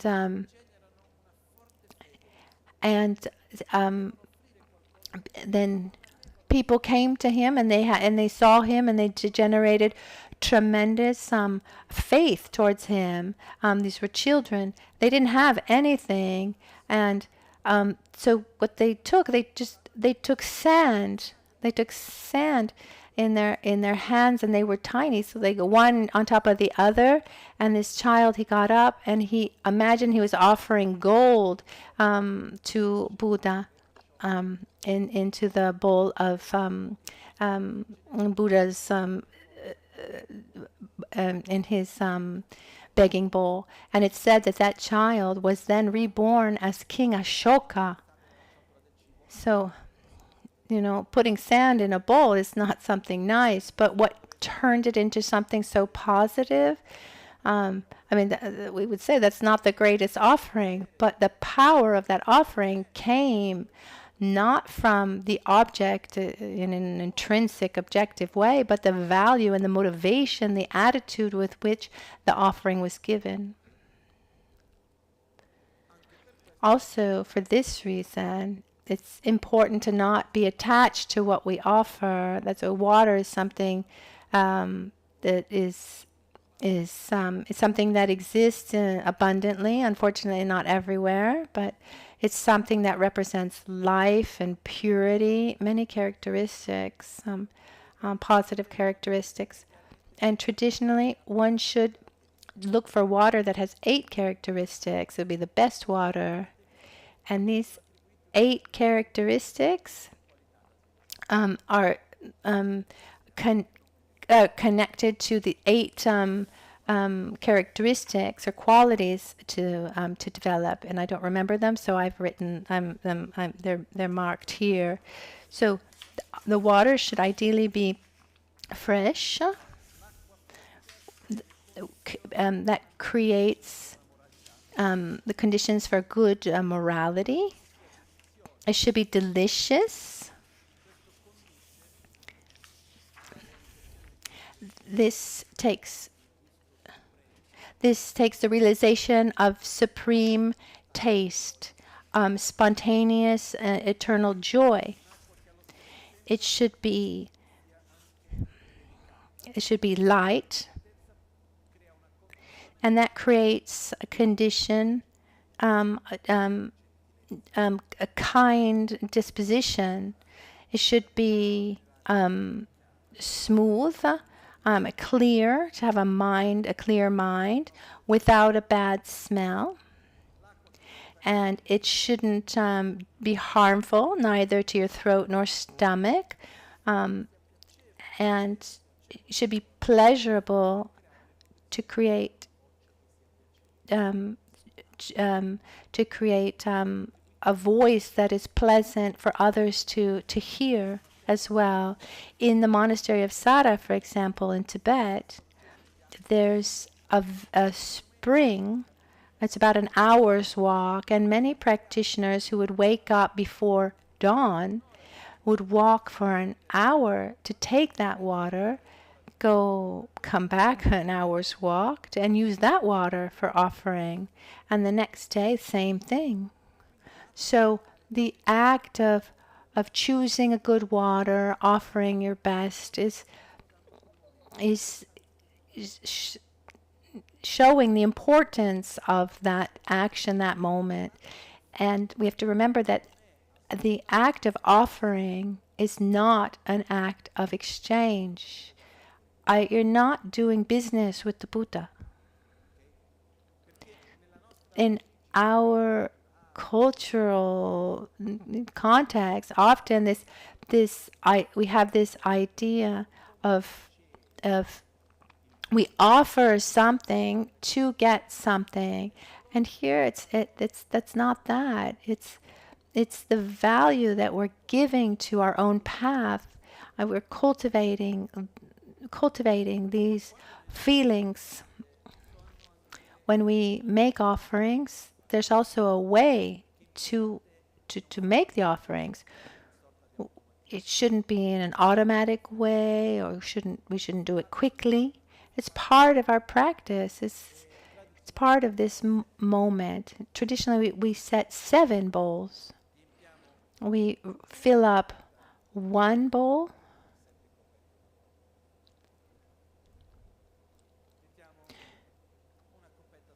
We put 1.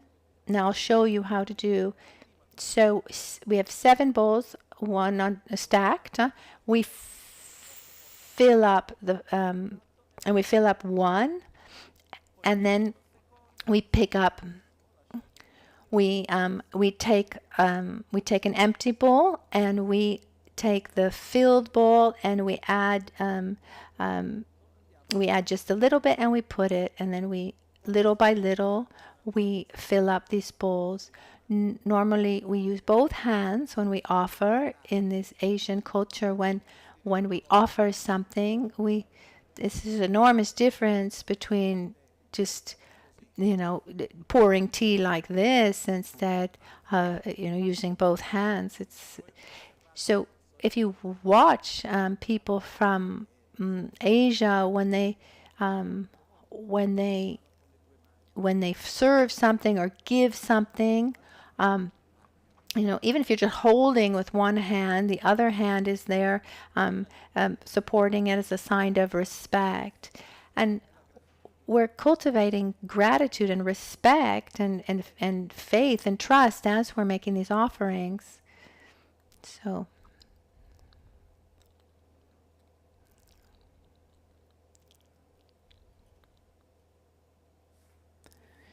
I'll just tell you a short story. I was in Milan quite a few years ago.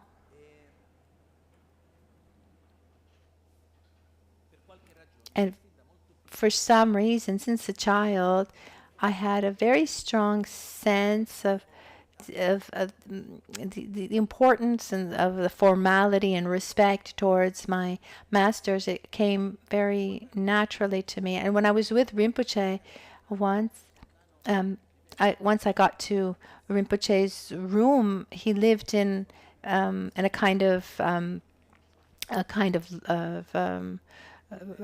loft, and in his room he had this big futon. It was kind of with a tatami underneath, and his room was always full, just packed full, and he was there talking to people. And one day I got there, and the room was absolutely full, and I sat down at the entrance, almost at the door in the hallway, and he said, no, come here, sit next to me on the bed. And I learned later, but for me at the time was spontaneous, you don't sit at the same place of your master as a question of respect. I felt very uncomfortable. I said, no. And he said, no, you sit here. So what's worse, sitting there or not doing what he tells me to do? So I went there, and I sat there on the corner, really like on the edge of the bed, really uncomfortable. The next day, something similar happened, and he said, "Come here." And I sat there and I felt a little less uncomfortable. And a few days later, there was actually room for sitting on the floor around, but automatically I went to sit next to him on the bed. And then I realized the problem wasn't where I was sitting. I realized that when I took out that formality inside of me, I started to taking for granted his presence. Very, very, very subtle, but I started to damage that respect, that gratitude, and I said, never again. I can't allow myself to do this, because the way I relate externally is to help me cultivate something inside. External respect, external respect has no importance. But if someone comes into the room and I stand up, I'm saying to myself, I am not indifferent to the presence of that person. If I'm sitting down and someone walks in and I don't do anything, I don't get up, I don't say hi, what am I saying? I'm indifferent to your presence. It's not what I'm saying to the person, but it's mostly what I'm saying to myself. So when my master walks in, I stand up. It's happened, maybe I'm about to get up, and then Rinpoche said, no, sit down. And in certain contexts, it was better. But when we show externally respect and gratitude and love, for example, someone that we love, if we stop showing externally the affection and love, that it has an impact on the feeling. And if we start showing externally a certain feeling, that will help cultivate that feeling. Every time that I hug you or kiss you or smile at you, that moves something inside. And so this act of making offerings respectfully is so that we can cultivate inside gratitude and faith and respect. I mean, these are qualities that we need. Is this clear? I'll just show you quickly how we make offerings. So here are the 7 little bowls. And we fill the first with water.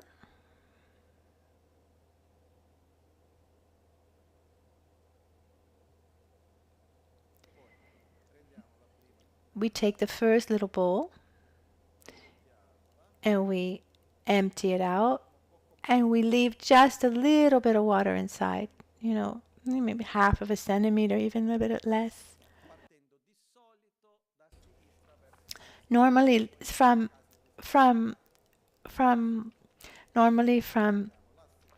left to right, and then there are cases where we do differently.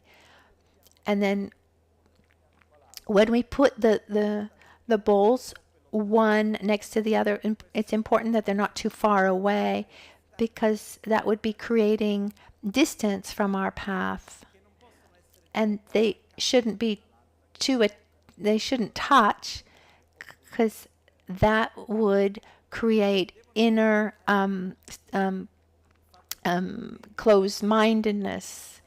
They should be also well aligned, because that would generate well aligned would be a clean path without distraction.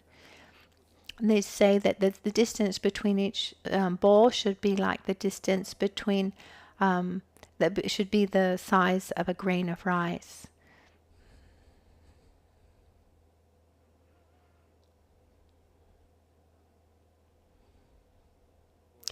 So we just, and here we have the last of them. Once we have them all aligned, then we start filling the first. And it's said that in feeling that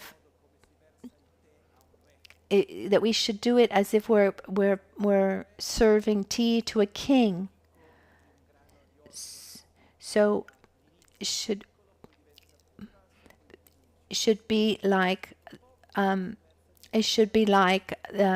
similar to a grain of barley, where we start by pouring just a little bit, and then more, and then less. So you can see that it should be done with awareness, and we should do it slowly. It's the inner process that's important.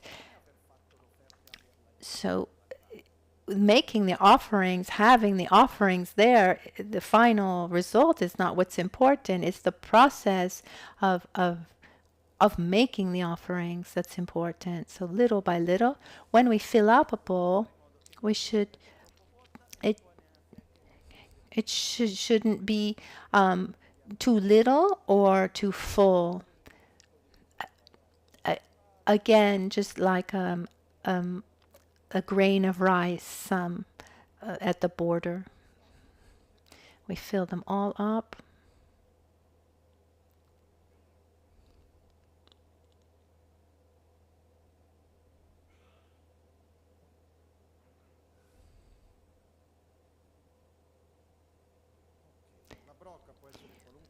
And you can use any kind of vase,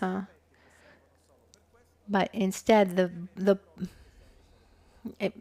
actually it's better to have the bowls that are only for the offering, and also the actual pitcher.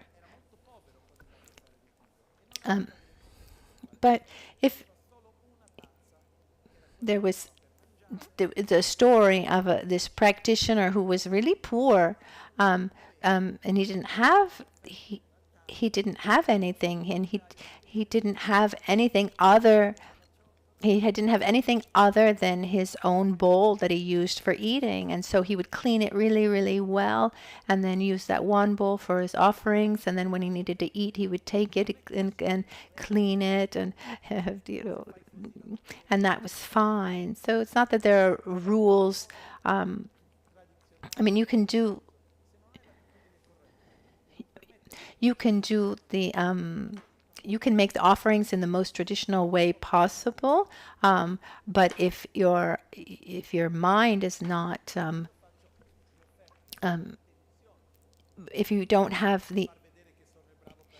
if you do it with the wrong intention of showing that you're the good practitioner, for example, you're not going to get anything. Like the story of Ben Kugel, who he was in his meditation cave during a retreat, and one day his sponsor needed to arrive, and he knew that, so he prepared his offerings that day very, very well, because he wanted to show his sponsor what a good practitioner he was. He sat in front of his altar, and then he realized that he had made the offerings not for his guru, for the Buddha, but he had made his offerings to his ego and to his attachment.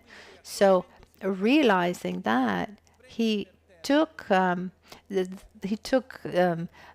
dirt and the ashes on the ground, and he throws them onto the altar, and he stayed seated with his a little slouched over. And when his sponsor came bringing food or whatever, he said hello, but not very kindly. And the sponsor was upset, and he went to his master, and it was his master who told him to sponsor him, and said, "Oh, I don't want to help anymore. I mean, what's he's doing? He treated me badly. He wasn't kind. And his altar is all dirty, full of sand. What kind of practitioner is he?" And then the master said, "No, explain to me." He said, and then the master said, "Kyapsuchil," which means I take refuge. And he said, Ben Kungel today made the best offering of all, in all of Tibet, because he made an offering to go against the 8 mundane dharmas, to go against his own ego. This is the best offering one could make. So it's not what we're actually offering, or how we offered it. Because sometimes, how can I say?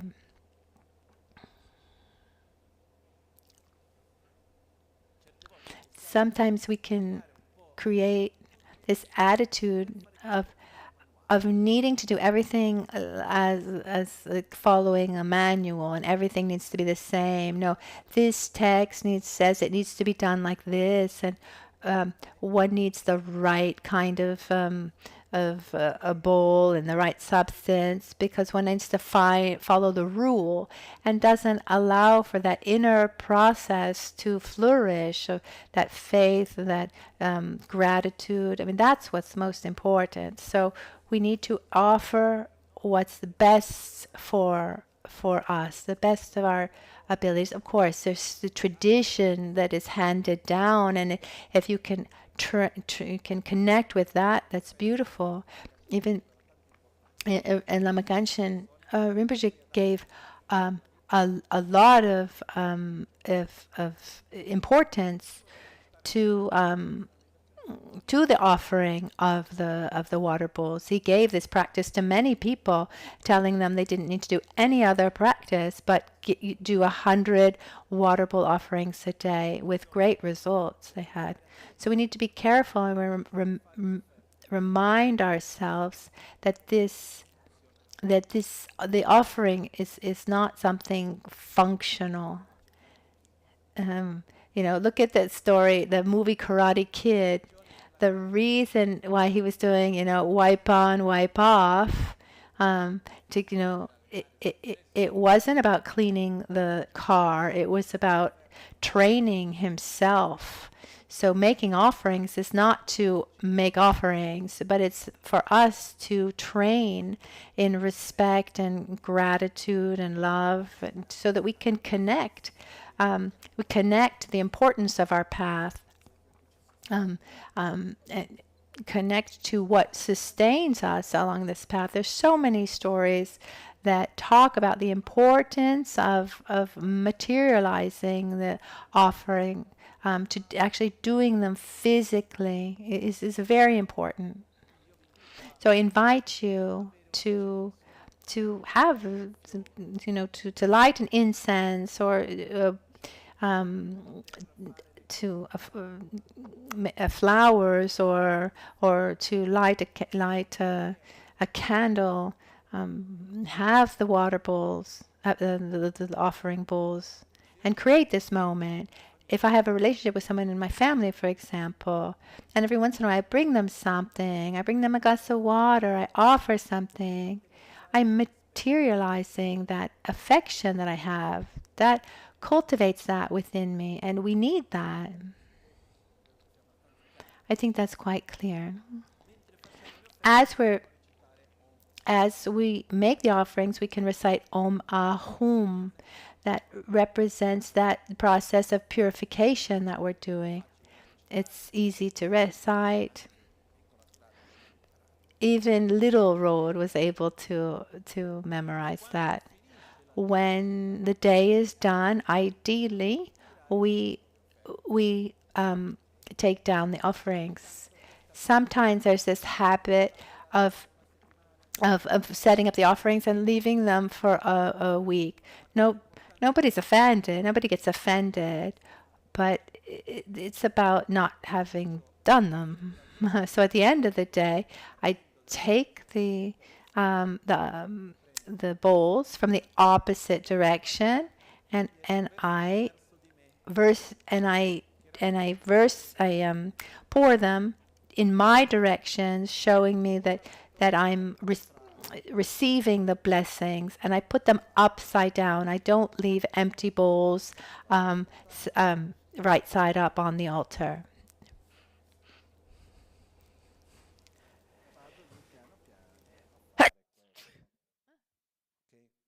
And little by little, I empty them in the water. What do we do with the water that we've used for the offering? Ideally, try to use it positively in the plants, or use it to cook even. Generally speaking, This is a detail. But if we make offerings and then after we use it ourselves, there's this this danger to create a link of it, like for example, oh, I'm using this substance for offering, but then I'm using it because I like it. So I offer, for example, I like these chocolates. I want to eat them, and I'll offer them so that then after I can eat them. I mean, we can, if we like something, you can use that, but we shouldn't have that. We shouldn't have that intention. That's why water, for example, afterwards is used for something that has a function for others, for plants, or if we're somewhere.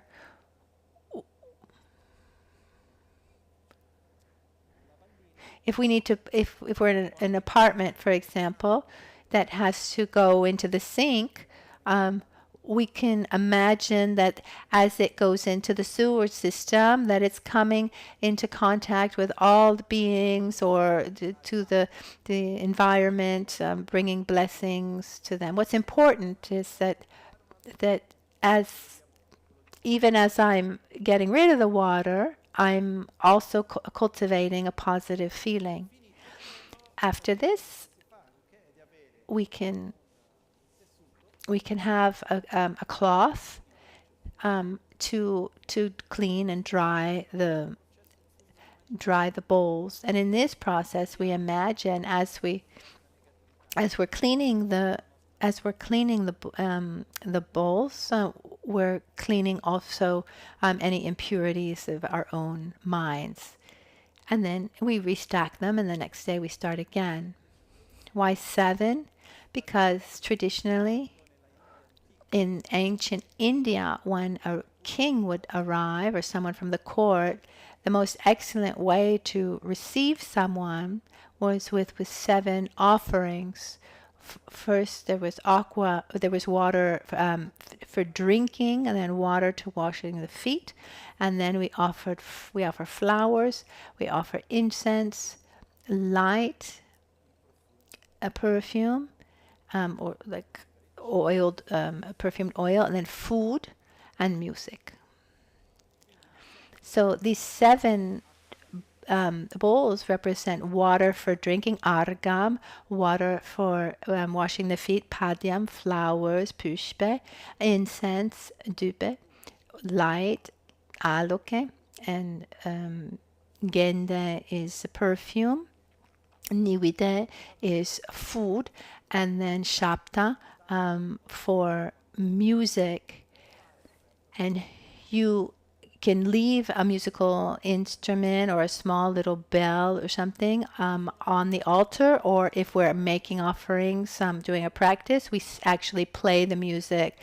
So you can do the first 2 water bowls, the first 2 bowls with water, and then water with a flower, and then rice, and then 2 incense sticks, traditionally 2 at the same height, to remind us of the importance of developing love and compassion and wisdom at the same time, say at the same level. And then we have a little then rice with a little candle or a little electric light, and then water again for the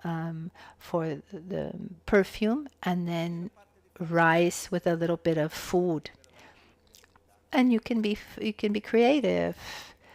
Oh, can I offer this? Can I offer that? It depends on the value that you that you give to these things. You offer the best, the best, offering the best. And even when we offer light, for example, in my personal experience, you can offer a little electric light that's always lit. That's fine. For example, for many years when I was in India, I would prepare my own candles, traditional candles, or you make the little wick with cotton, and then you fill it with ghee, clarified butter. When it solidifies, and then you light that and offer that, it's completely different than offering the little battery operated light that you've bought off of Amazon. So again, what we offer is not as important as the actual process of offering. So being able to put a candle, of doing that is important. And every type of offering has it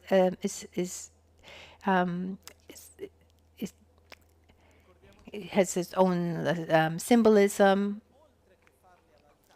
And the offerings, there's offerings to the altar, but we have also other opportunities. For example, we eat normally. And as in these moments at mealtime, before eating, we dedicate this food. We use that moment of eating to reconnect to my spiritual path, to reconnect with the Guru, with the Buddha, the Dharma, the Sangha. I reconnect to my objective, because once I offer that food to the Guru, to Buddha, Dharma, Sangha, it's not to make Buddha happy. I've heard people say, "Oh, today the food is terrible. I can't offer this." No, it's not about that. It's not about whether the food is good or not, if the Guru likes it or not. Oh, he doesn't like this kind of food, I can't offer this to him. No, the main point is that when I'm there and I'm about to eat, before I eat, I offer. I imagine that food is offered to the Guru, to the Buddha, the Dharma, and the Sangha, offered to all beings. And what happens in that moment is I'm connecting with the Guru, with the Buddha, the Dharma, the Sangha, with my path. And that meal becomes a tool it becomes a bridge to connect with my path. I go to drink a tea or an herbal tea, whatever it is. Again, I'm connecting to my path as I'm making the offering. Let's remember that this offering is a moment to materialize feelings so that we are connecting. At mealtime, there's a visualization that I really like, and Lama Genshin taught it to me. It's a traditional practice. And today I'd like to conclude with this. Just before finishing, let me just add one more thing. This part of offering, sometimes I have this sensation that when we talk about Buddhism and the more philosophical aspects, it can be seen as something something like ritualistic or religious, and people who say, "Oh, I like the philosophy, but I don't like." But it's important to remember that our training, our being able to familiarize ourselves with certain feelings, we need to do it in as often and as possible, and in varied ways as possible.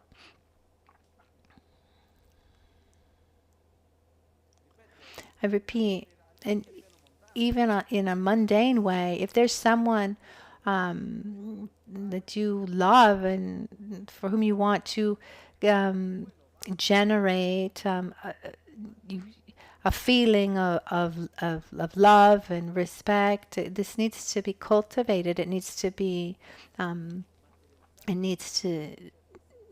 trained. And then we are really keeping that relationship, that connection alive. When we eat, first of all,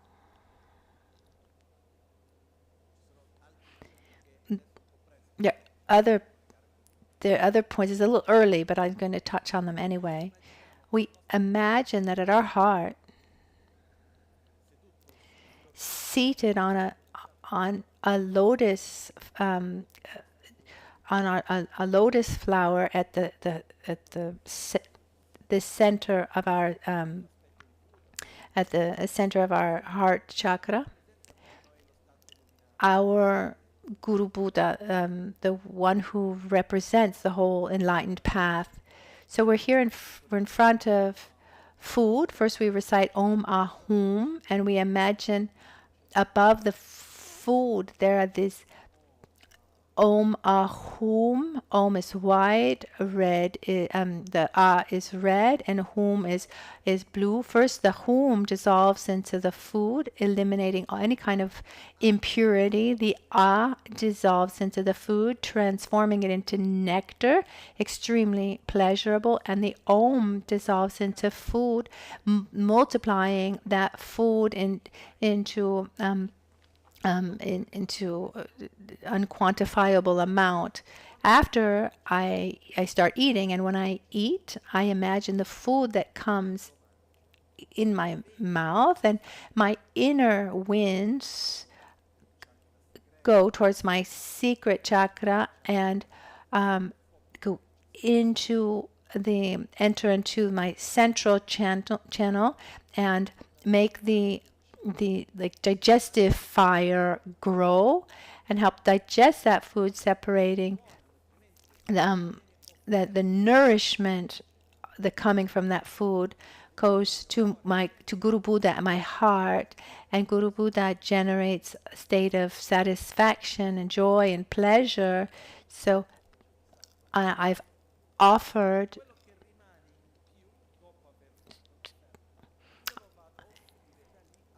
and what's remaining, I'm offering to all this infinite number of microorganisms in our body. It's said that we have more microorganisms living in our body more than the beings on the planet. So we imagine that this food is nourishing all these microorganisms, and these beings are pleased by this offering, and they give us the strength for a healthy body and a strong mind, a clear mind.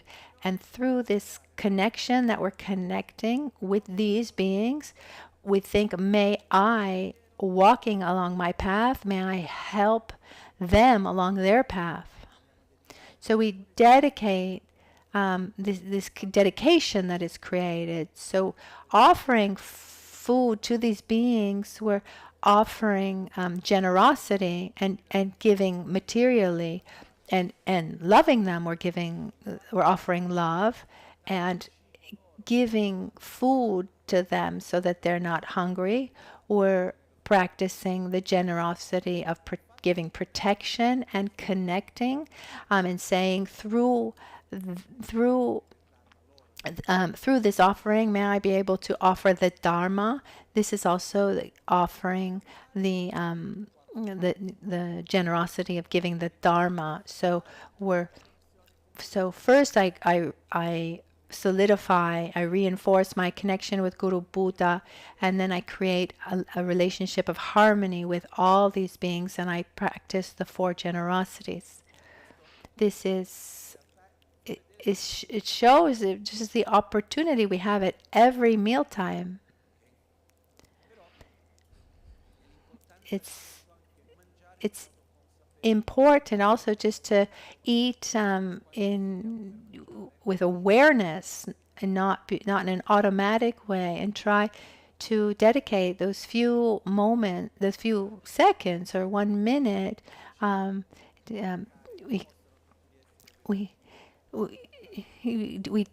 We dedicate, may all beings be free from hunger and suffering. May all people, we offer to Guru Buddha at our heart. We offer to all these sentient beings that live within us, and this is aspects of, practice these aspects of generosity, and through the nourishment that that I'm receiving, may I have a strong body and a clear mind, so that I can keep on my path.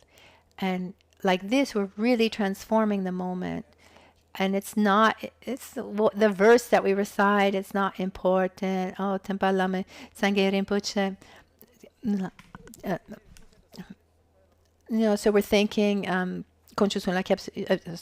we're thinking about these, reciting these verses, and we're reciting these verses and thinking about other things. No, it's more important.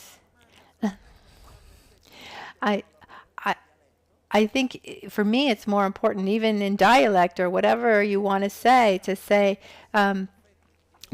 Buddha manja, my guru manja, Buddha manja,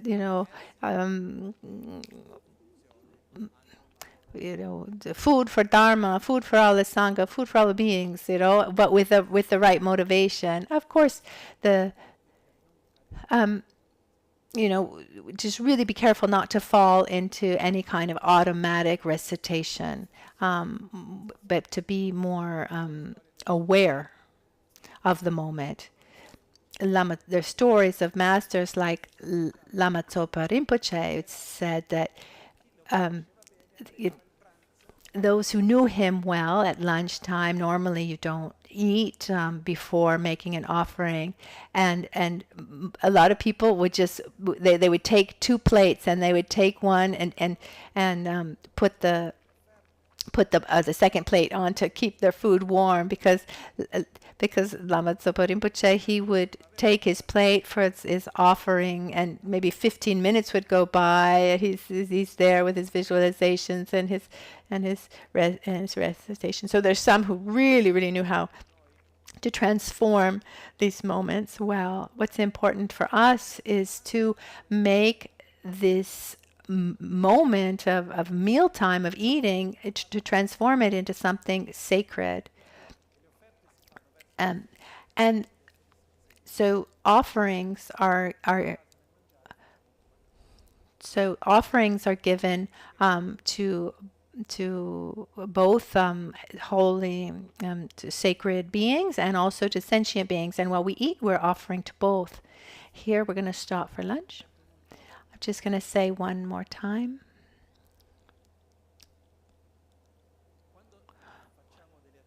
When we do things like standing up when someone we respect enters, or making prostrations, or bringing something. So even when we don't understand the function of it, normally it's still working. If there's someone that we love, even if I'm not aware, every time I come back, I bring a flower. Actually, I'm cultivating that love and affection, that respect. I'm cultivating. We should avoid doing that as something just purely automatic. So at that point, it's better not to make an offering at all. If you have to make offerings because it's automatic, or to be the good Buddhist, I need to make offerings, it's better not to not do it at all. In the sense that, let's try really to remember why we're doing that. We do this with awareness, with our presence. People say, "Oh, I don't have time at the beginning of the day." It's not true. Do you go to work in your pajamas?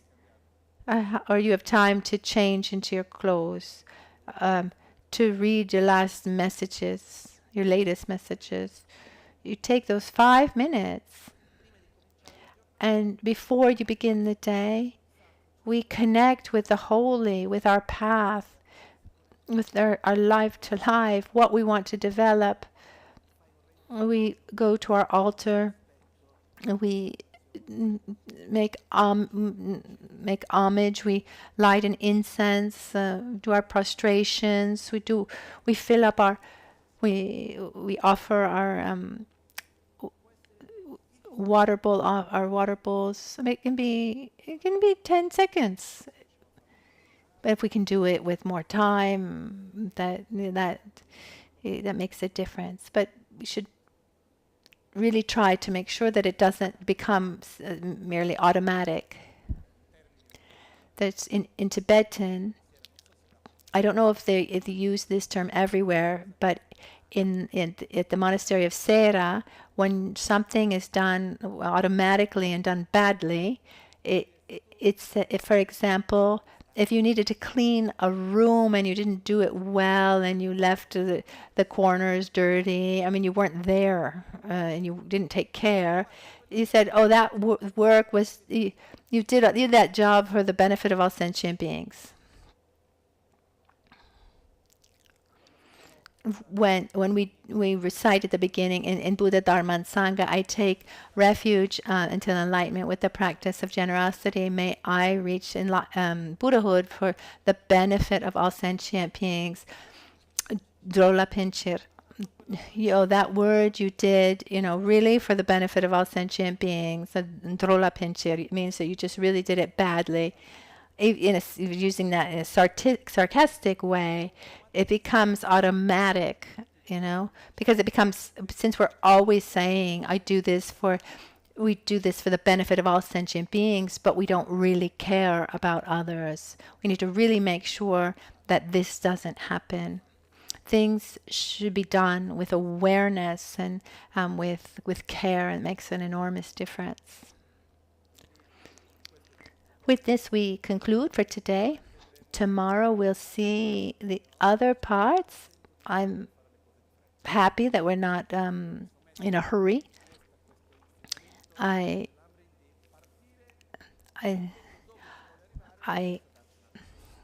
started this idea of these teachings. I know where we're starting. I know where we're going to, our objective, but we don't have any specific schedule. So tomorrow we'll look at the other aspects of the 6 dharmas of preparation, on how to prepare our body, etc. Now it's time for our dedications.